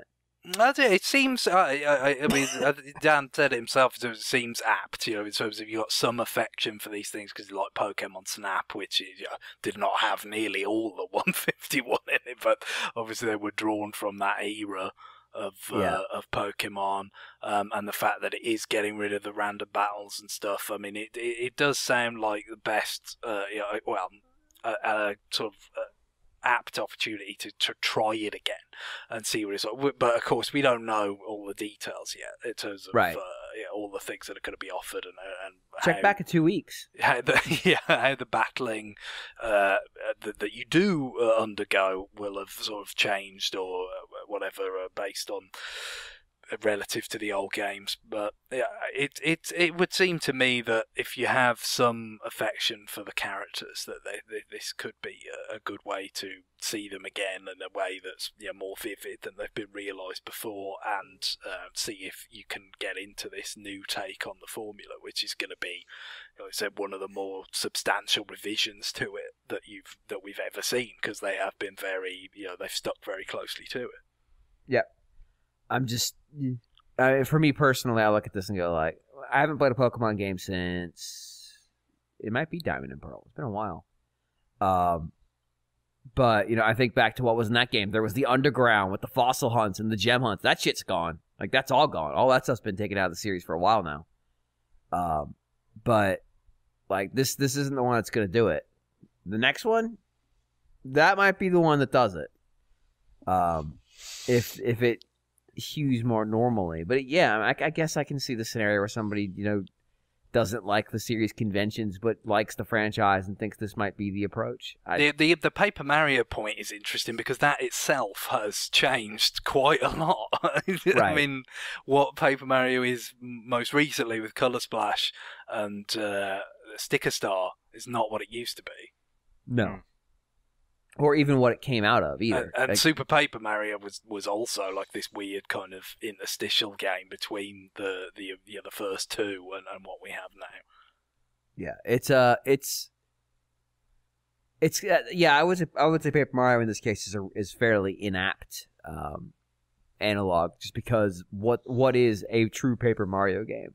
Yeah, I mean, because obviously you have the turn-based combat in the early games that you could think of as overlap with Pokemon, but the action, the timed button presses and stuff was really its angle there, as opposed to the matchups and the different types that you're kind of focusing on in Pokemon, and no kind of active element to the battle system. So even at their most similar, they weren't that similar. But again, what we don't know is how the battling is going to work in this, and therefore, what similarities there might be. Yeah, we've seen a little bit of video of battle, but that's really it. It's an odd thing that they have announced. It feels a little bit like, it was built. I mean, speaking for myself, you guys might totally disagree. Feels a little bit like it was built by the marketing team freaking out about Pokemon Go. Like, we're not getting the money for Pokemon Go. That's all going to Niantic. What do? We make a game that's all leveraged on it. Yeah, I mean, it seems sell like a Switch controller. That's just a Pokeball. Yeah, it seems like they're trying to get more water out of the well because they feel like it's dried up a bit, maybe. Yeah. And maybe they can juice this thing a little bit, and they can get some Pokemon buzz going, and get some Switch buzz going, and make them work together. They could sell you freaking Pokeball controllers. Which I'm baffled by the fact they felt like this. So the video that they put out was like 3 minutes long. Like, no, we need to spend 20 seconds on this weird ass controller. Yeah, well, it's funny because the game in Japan is quite reasonably priced. Yeah. But like the Pokeball accessory is like almost as expensive. Yeah, so that's probably how the various parties are getting their blood from the stone. Like, it's kind of interesting, isn't it? It's like you've got this time like this incorporated sort of a similar concept that we've seen before, like the Pokewalker, but it's also a controller that you can play the game with. It's weird, and I was joking that we're gonna have Pokeballs thrown through TVs. So look forward to that this November. But yeah, I think the Pokeball thing is really just Nintendo's way to get their blood from the stone here, because of course they get a cut of the Pokemon money, obviously, but they're not the devs on that. They get some Pokemon Go money, but not a whole lot. They're the ones who are making then selling this thing, so they get that cash. Well, hopefully it'll go better than that pre-Pokemon Go Plus thing, where again they missed the window a little bit. Yeah, they sure did. I don't have anything else to say about it. You guys? Nope. I'm good. All right. Pokemon sucks. That's what I gotta say. Thanks, Guillaume. Does it ever? This is a guy who played through Pokemon, the actual Pokemon Yellow, like quite recently. I just, like as I said, like I don't think that they could do anything to the series that would please me, that would not deeply displease other people who actually like the series. So it's okay. I'm fine with it not being my thing. Like I'm just kind of against, although that's not completely true because I fall prey to it a lot. But Pokemon just seems like grinding the game to me, and it's not what I'm looking for, But it's what a whole lot of people are looking for. Like, I understand that the kind of like optimizing your team is a thing, you know, or collecting them all is a thing. But there's no Eevee training in this one, Guillaume. So yeah, it doesn't have to be. I mean, you can get a good group of Pokemon together and ride that like 5 or 6 Pokemon all the way to the end of the game, pretty much. Sure, but like it's not terribly. Doesn't seem to be terribly. Ride that Pokemon. I mean, it doesn't seem to be that good when you do that. Like I played the beginning of Pokemon Moon, and ultimately like the story was nothing to write home about. So yeah, I guess relative to Paper Mario, I don't think the writing in Pokemon games historically has been up to that level of kind of playful, amusing kind of quality, with a clever kind of streak to it, while being all very approachable. It's the kind of thing you'd like. I think they've made some strides with Pokemon writing. They kind of maybe got a little bit closer to that level over the years, but they're not there. They have not got there yet with the games, at least not as of like Pokemon Moon when I played it. So it'd be nice if Let's Go Pikachu and Eevee could get even closer to that kind of standard, but I don't think we've got particular reason to expect that necessarily. All right. Well, I think we should move on to our other email. Guillaume, would you care to read our other email today? Kobe Skills, right? I've been playing a lot of Doom 64 lately. The game is great, and part of that are the small yet puzzle-like levels. If you know what to do, you can beat them in like 5 minutes. If you don't, you can be stuck for 30 minutes. Small levels, but packed with secrets, enemies, and puzzles. Great stuff. Ukulele worlds were much bigger, though I'd argue worse than Banjo's. Banjo's smaller, much more focused levels. Same with Tui. Mario Odyssey's best level, in my opinion, is New Dunk City, and part of that is how it's smaller and much more packed and condensed, giving you tons of stuff to do and find at every corner. Super Mario Bros. 1 and 3 have bite-sized levels that are packed and are over before they overstay their welcome. Link's Awakening's overworld, I felt, was better than Link to the Past's, due to its smaller map, yet every screen having secrets, puzzles, and obstacles.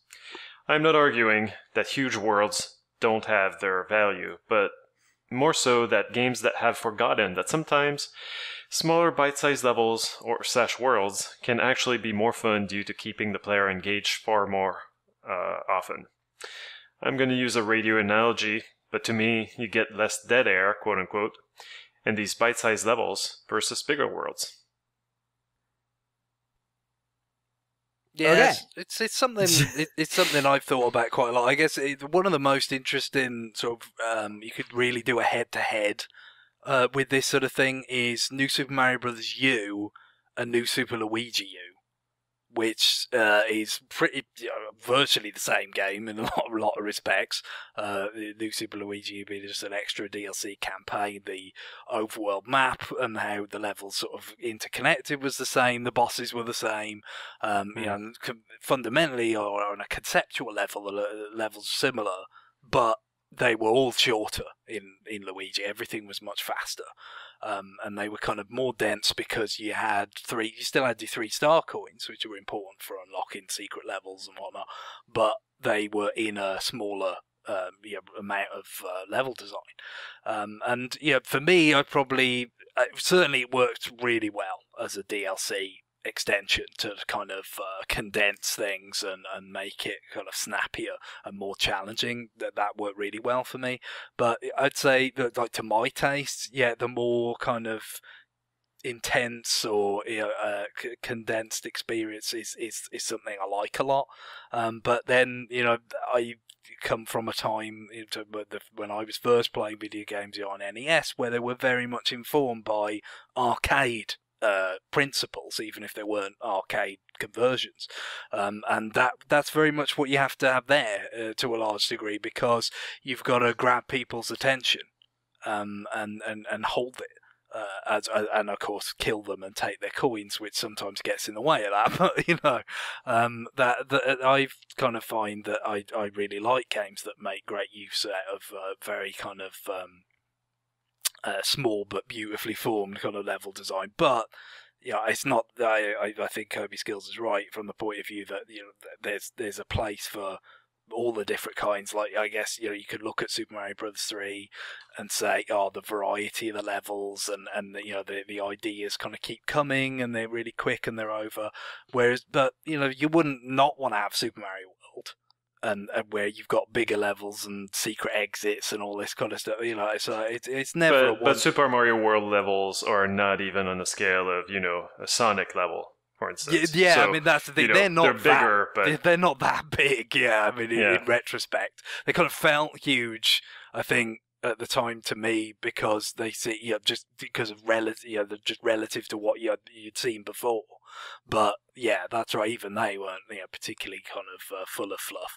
I guess the point here that Kobe makes about the kind of where games have been going is that a lot of the time, I guess you kind of feel like games have to justify being a certain price, or they want to do well critically, so they focus on adding playtime, and that very much is going to lead you design-wise into places where you're not going to have we'll just use this idea once in a sort of perfectly sort of confined level that just uses the idea to its fullest and then moves on the way that you might do in a Super Mario 3D Land or something like that. Like, a lot of games don't have that confidence. Yeah, so for me, it's hard for me to even contextualize what's a compact world versus what's not, because it's totally dependent on what I'm doing in the game. Yeah, it's relative to the mechanics, to the design language that game has. because there are games that the levels are quite large, but I can move. Like Xenoblade Chronicles X, great example. Xenoblade Chronicles X, in terms of big world, is there. That world is gigantic. But I can get across it so fast that it's. I don't really think about it being big. I just think about it being there. Whereas in Breath of the Wild, which is bigger, its world is bigger. It seems so much bigger because it's not nearly as quick to just get around in. And it's the mechanics of Xenoblade change the scale of that game.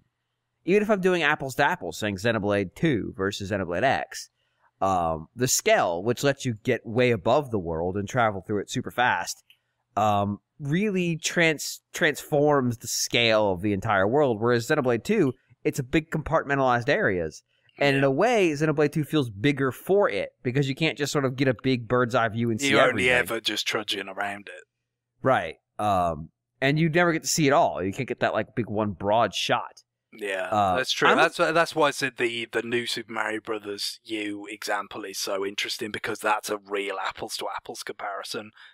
Like that you can really kind of look at what style you like best, because everything else about the design, paradigm and language is the same. But yeah, in a lot of cases, it's relative to the kinds of actions that you as the player can perform, and that's why I think the banjo example, ukulele example is interesting as well, because probably from really you could go back to Super Mario 64, and then you've got banjo and the original banjo, and then you've got DK64 and Tui, and the size of the worlds were kind of growing quite dramatically on that timeline. I was surprised he included Tui in there as a example of the compact levels, because I mean they are far larger than they were in the original banjo, and not necessarily better for it. I mean, because look, there's different ways to move around and stuff as the game goes on, and you learn new moves and whatnot. But I think it was mostly an effort, not about like having new gameplay mechanics, but mostly just to say this is bigger and better. Like that was the thing.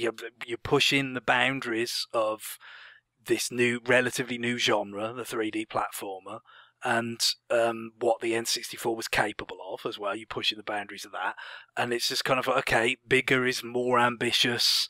It's going to be more impressive. It's going to make people say, oh, I've got to buy this one because it's advances on the previous one.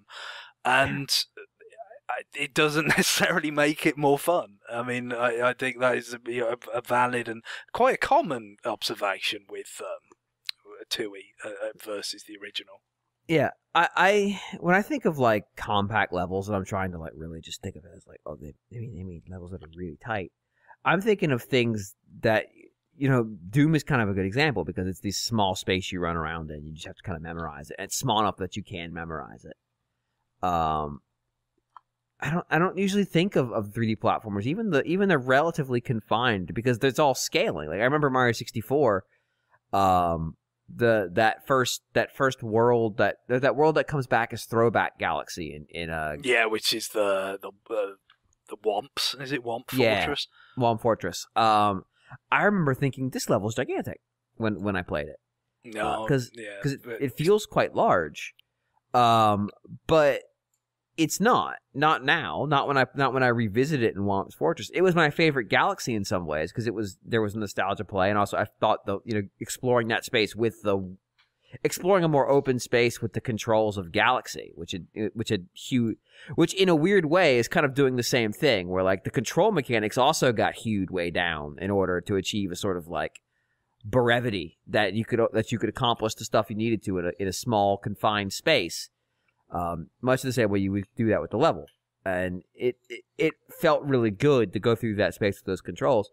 I think the good counterexample of like the big space, small space thing is if you compare the N64 game to Sunshine, where Sunshine is a pretty direct evolution of what the N64 game is doing, including the mechanics, how Mario plays, with the obvious exception that Flood's been added to the equation. Yeah, and some of the reason I think you had Flood was because as you mentioned, sort of the Xenoblade X thing in terms of like, well, this world is bigger. You kind of need, it was kind of a natural extension, like to make him be able to traverse things more quickly and easier in terms of crossing big gaps. Right. Because of the fact that these worlds were going to be bigger than any of the ones in 64. The harbor stage, which was the a focus of the retroactive we did for Sunshine, is too big. It just is. It's undeniably too large because there is a bunch of space in it. It's just there because it's a harbor. Harbors have to be big. And again, you just kind of feel like some of that at that stage was just with Sunshine especially. It's techno supremacy. And it being Nintendo, is like, look, we've got to show that the GameCube does stuff that the N64 did not. That puts it, in a favourable light compared to what the Xbox does, to what PS2 does. It's not about like, look at this water. It's like, I mean, that's the point though, it's not about like what's actually best for just making a game that is to be enjoyed on its own merits. It's about like a broader statement, and I think that's how you got to that kind of place. Yeah, the thing that I'm trying to think of what would make a game that has the big stages where I'd be like, no, this game has to have the big stages. And I think the answer is it's games where the big scope of the area, and I'm not talking about like an open world game, even though I mentioned one earlier. I think the Xenoblade games, the non-X's, make sense because that game is still trying to foster exploration as the term. They're not expecting you to memorize every route around the Maconis. It's not possible. You can't do it.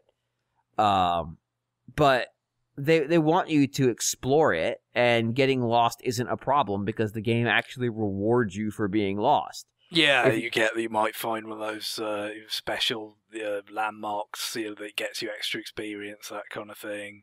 Right. And it's just so built into the narrative. The narrative of those games is about the places, and so you going around them and feeling as if this could be not just a place, but a place that exists as part of the body of a god.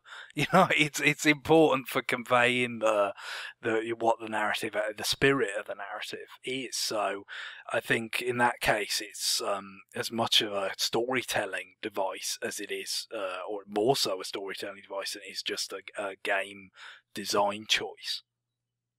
Yeah, and even then though, like the gameplay hook for those games, it is core to them. I think the big space is as you said, it's oftentimes kind of this sort of like, look what I can do bullshit. But the times when it's not is when having that big space makes a game feel super engrossing.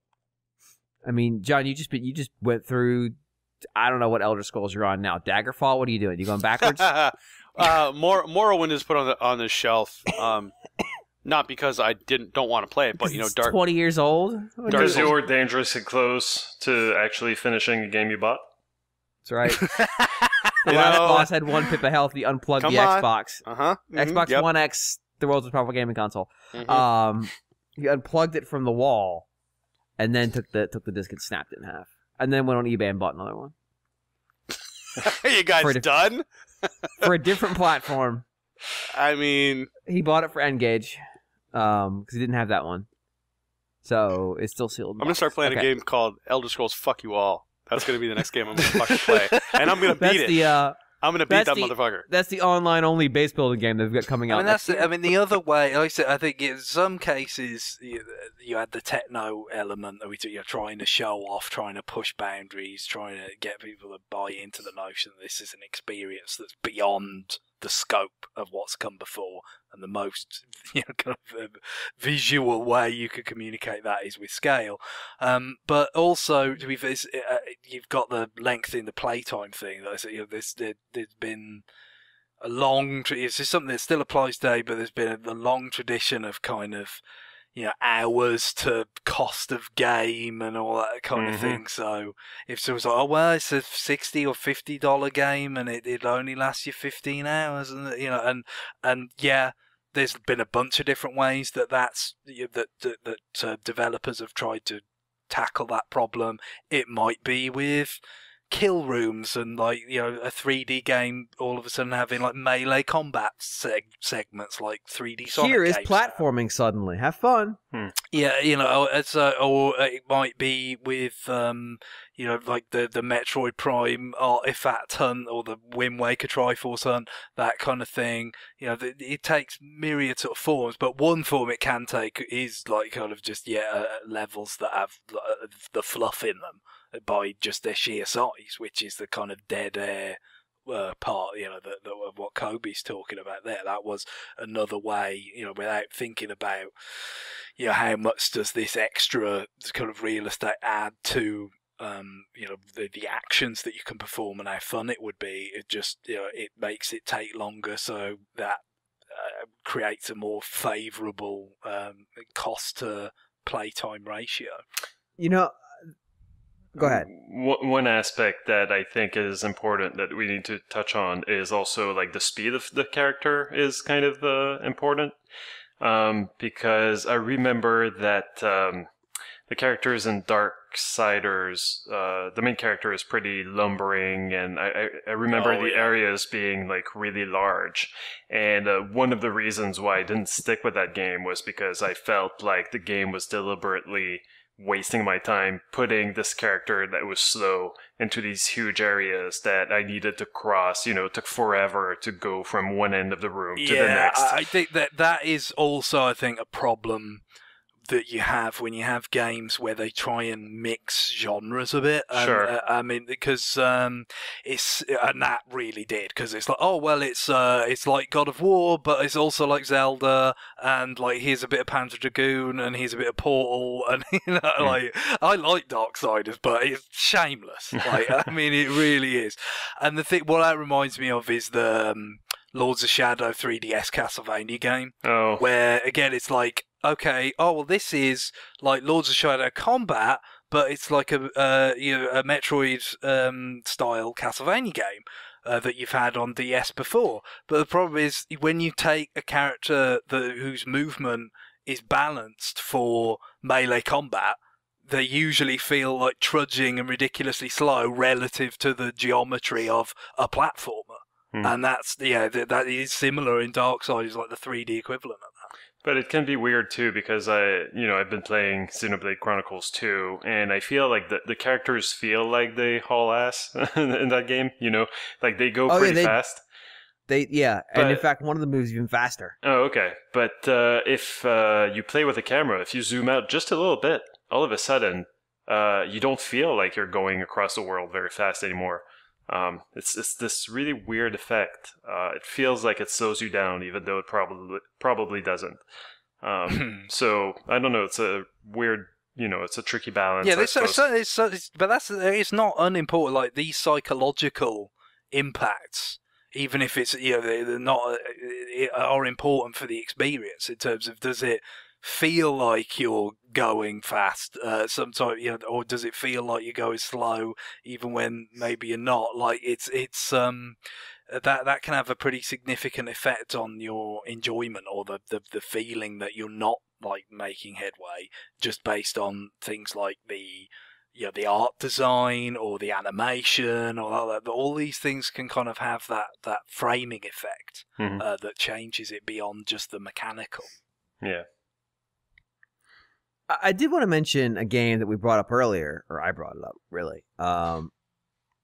So, Breath of the Wild. Yeah. Breath of the Wild makes the small spaces into little shrines. Yes, they're just sort of embedded in the giant world. Yeah, and those are super effective because it's kind of what I like out of a little space like that. You can really laser focus on one thing, like one puzzle. You couldn't do these really specific puzzles in a larger Zelda dungeon, like, because it takes up, some of these puzzles take up multiple rooms, and they're just kind of like, the whole thing is structured around this one question. Whereas if you strung a few of those together to try to make a dungeon out of it, it'd probably be kind of exhausting. Well, just the self-contained nature of them, it frames your kind of thinking about what is required. Whereas the thing about dungeons, your more traditional dungeons in a Zelda game, is always that feeling that it's going to be a progression. That you're going to get introduced to a particular kind of puzzle or some kind of mechanic, and then they'll iterate on it. And whereas in a shrine, they don't know what ones you've done before, or what ones you're going to do after, or anything like that. So it's got to be self-contained. It's got to work on its own terms, and you know that. So that affects how you kind of go about deducing the solution. That's a case where. Not so much about better or worse or anything like that, because I do really like the long-form Zelda dungeons when they're done well, and the way that they iterate on puzzle concepts cleverly. But those self-contained ones provide a kind of bit of a different kind of satisfaction, and just you always kind of go back to first principles and say, well, look, they don't know what part of the how many hours you put in, what else you've done or figured out. So this has to work on that basis. Yeah, I think there's definitely a sense of, I don't know how the best word, like there's a certain freedom by constraining themselves down. You can do whatever you want. Like you can really build something. It doesn't have to be something that you can iterate on to string out a whole dungeon out of it. It can just be a sort of very much a one note kind of gag puzzle or something. But you're free to do it. You don't have to worry about building off another 90 minutes of material or whatever.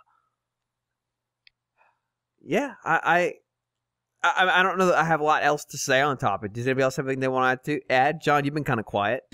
Yeah, I don't know. Just I find that a lot of games they just waste space just to prove that their game world is large for some reason. Look at my fucking engine. Yeah, exactly. I mean, and I think a lot of it is there is certainly.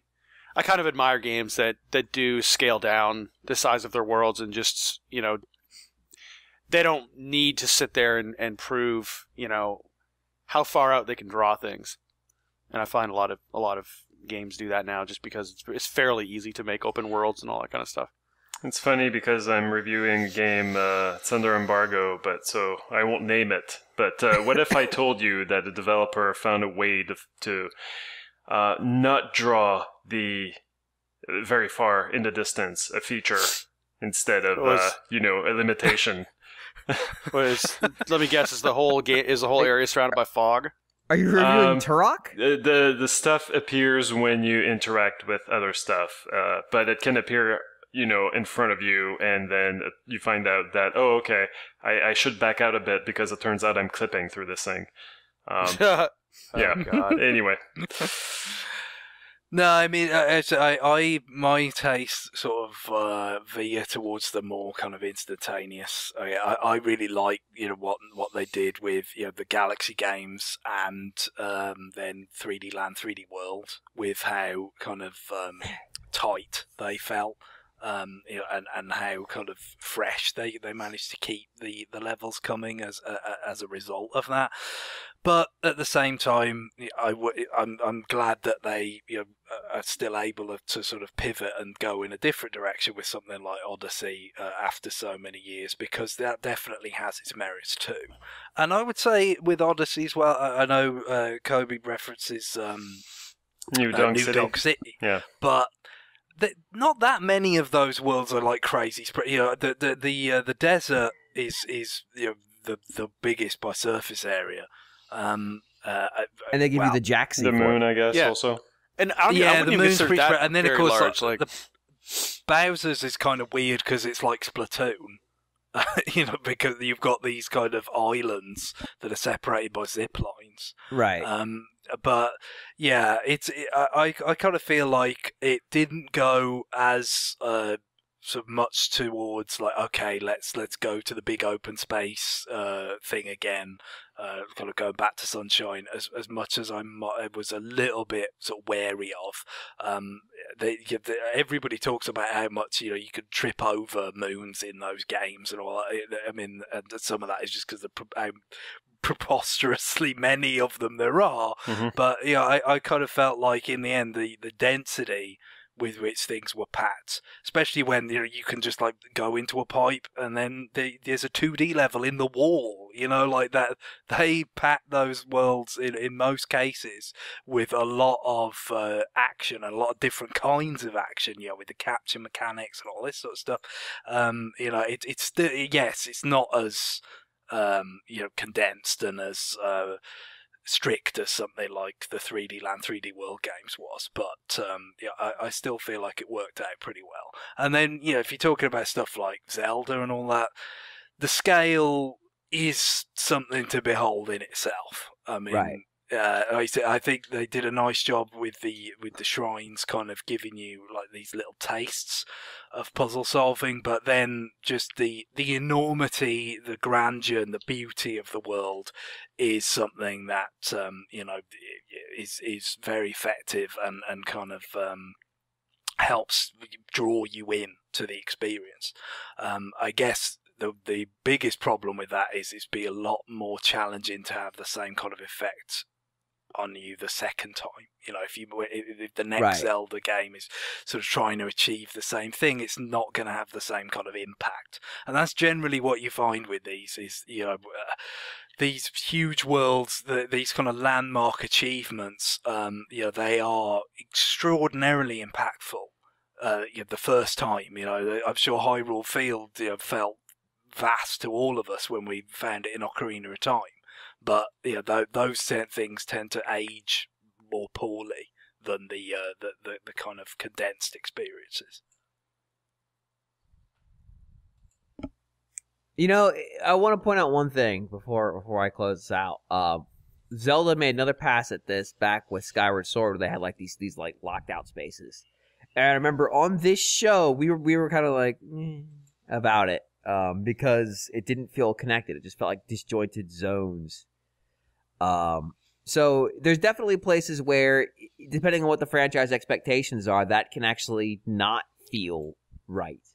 I think in that case, we definitely felt like it took us out of the game, because basically you just got on the bird and then jumped into a hole in the clouds, and then I was like, well, it was quite a lot like picking a painting in Mario 64, to be honest. I mean, and a lot of things about it were a bit like Mario 64 in the sense that you'd remix the worlds to give you new things to do in them. Although, this time on a narrative sort of basis and a progression basis, rather than just picking a different star from the menu as you go in. Those were quite dense relative to certain 3D Zelda kind of standards. Think of like Twilight Princess's overworld, or of course Wind Waker's. Sparse really doesn't even begin to describe it. But with Skyward Sword, the problem is they just, to my taste, because I do like the game, but they went to the well too many times. They tried to get too much blood out of those stones, and even though I think they were quite well designed and gave you a lot of sort of actions to perform in those spaces relative to previous Zelda overworlds, the amount of times they tried to get you to go back and make it feel fresh just didn't work. It was too familiar past a certain point, and it became the dead air that we talk about, but just by a different form, rather than it being because the expanse is so huge. It's just because, I've been here before, but now I'm getting my equipment back or whatever. So remember, next week we're going to be doing our retroactive on, I almost said Professor Layton because I just got sent a message about the Professor Layton remake for phones. No, we were going to be doing it for the other gentleman. Yeah, I was going to say not every Englishman is the same. Like, come on. They're like, all he needs is a young sidekick and some kind of advanced degree in the study of ancient civilizations, and he's there. But there's only 2 of those, so we don't have to worry about that. But we will be doing our retroactive of Henry Hatsworth and the Puzzling Adventure on DS next week. The week after that is E3, so we gotta do it now. Emails, of course, you could send them to RFN@NintendoWorldReport.com. It's not likely we're going to do emails again before E3. Maybe something happens, so if you really want to send something, you can send it. But right now, it's looking less than likely that we're going to do those. So E3 plans, I've been promising you them for a while. We will have them worked out before next week's episode, so you'll hear them there. And of course, you'll be able to go to NintendoWorldReport.com and see all the E3 content that gets produced for this site there on the site that it's produced for. I'm just pointing it out. Because there were actually feedback people saying we don't realize we're associated with the website sometimes. I'm surprised at that, given the recent run of review games that yourself and Guillaume have had. Right, I mentioned the reviews I write, reviews I read. I think that's what made people mention it, was that we keep saying like. I know, but it's been a bit of a run. I mean, it dates back like months now. I think they were retroactively recounting that to us. I didn't realize it until. What is this NWR? What is this noir? Yeah, I mean, I guess we could kick off the podcast by saying, hey, this is Radio Free Nintendo, brought to you by NintendoWorldReport.com. They don't want to say what that. What if we had like a segment dividing the first and second segment where like we just say, like we announce what can be found in the podcast, what can be found on the website. What can be found on the podcast? Yeah. Good content. I mean, what if we set it to music and it could and be had called lots new of playing, bad not playing. Jesus, new playing. I'm drunk. See, I'm not the only one who fucks that segment's title up. We could also have all kinds of just weird and inappropriate innuendo. I'm just saying, it happened. Okay, well, I'm going to recuse myself, and I think that you and John can deal with that. We've all read John's scripts. We've all lived that existence. My scripts are gold. They're gold. I give you gold, and you just fuck it up, James. James, I gave you some of the best. I gave you some of the best scripts, and you couldn't even fucking read them. All right, the best scripts. And instead, you went off on the tangents about a big ape. So I've got the best scripts. I do it live, John. I got the best scripts. That's scripts with a Z at the end, or a Z in Britain. Off the end of the show. Goodbye, everybody. Craig's like, yes, as a matter of fact. I guess I have to ask for music before I can just bail out. Greg, what are we doing? So speaking of getting excited for E3, we had a request from Chris, who's excited about seeing more about the Yoshi game that's going to be there. I couldn't tell you what that feels like, but he, in line with that, has requested his favourite song from Yoshi's Woolly World, a track called Yoshi and Cookies, which is, I think, pretty much a direct reference to a song from Epic Yarn, Kirby, because it had the same composer, the same developers, good feel, but it's all the same extremely happy, whimsical stuff, and plenty enjoyable, and we'll see what presumably much the same sort of material be gracing us in the new Yoshi game, because that is also good feel. Yeah, excellent. Well, on that, we will see you all next week if you manage to survive this one. Bye, everybody. Bye. Later. Bye-bye.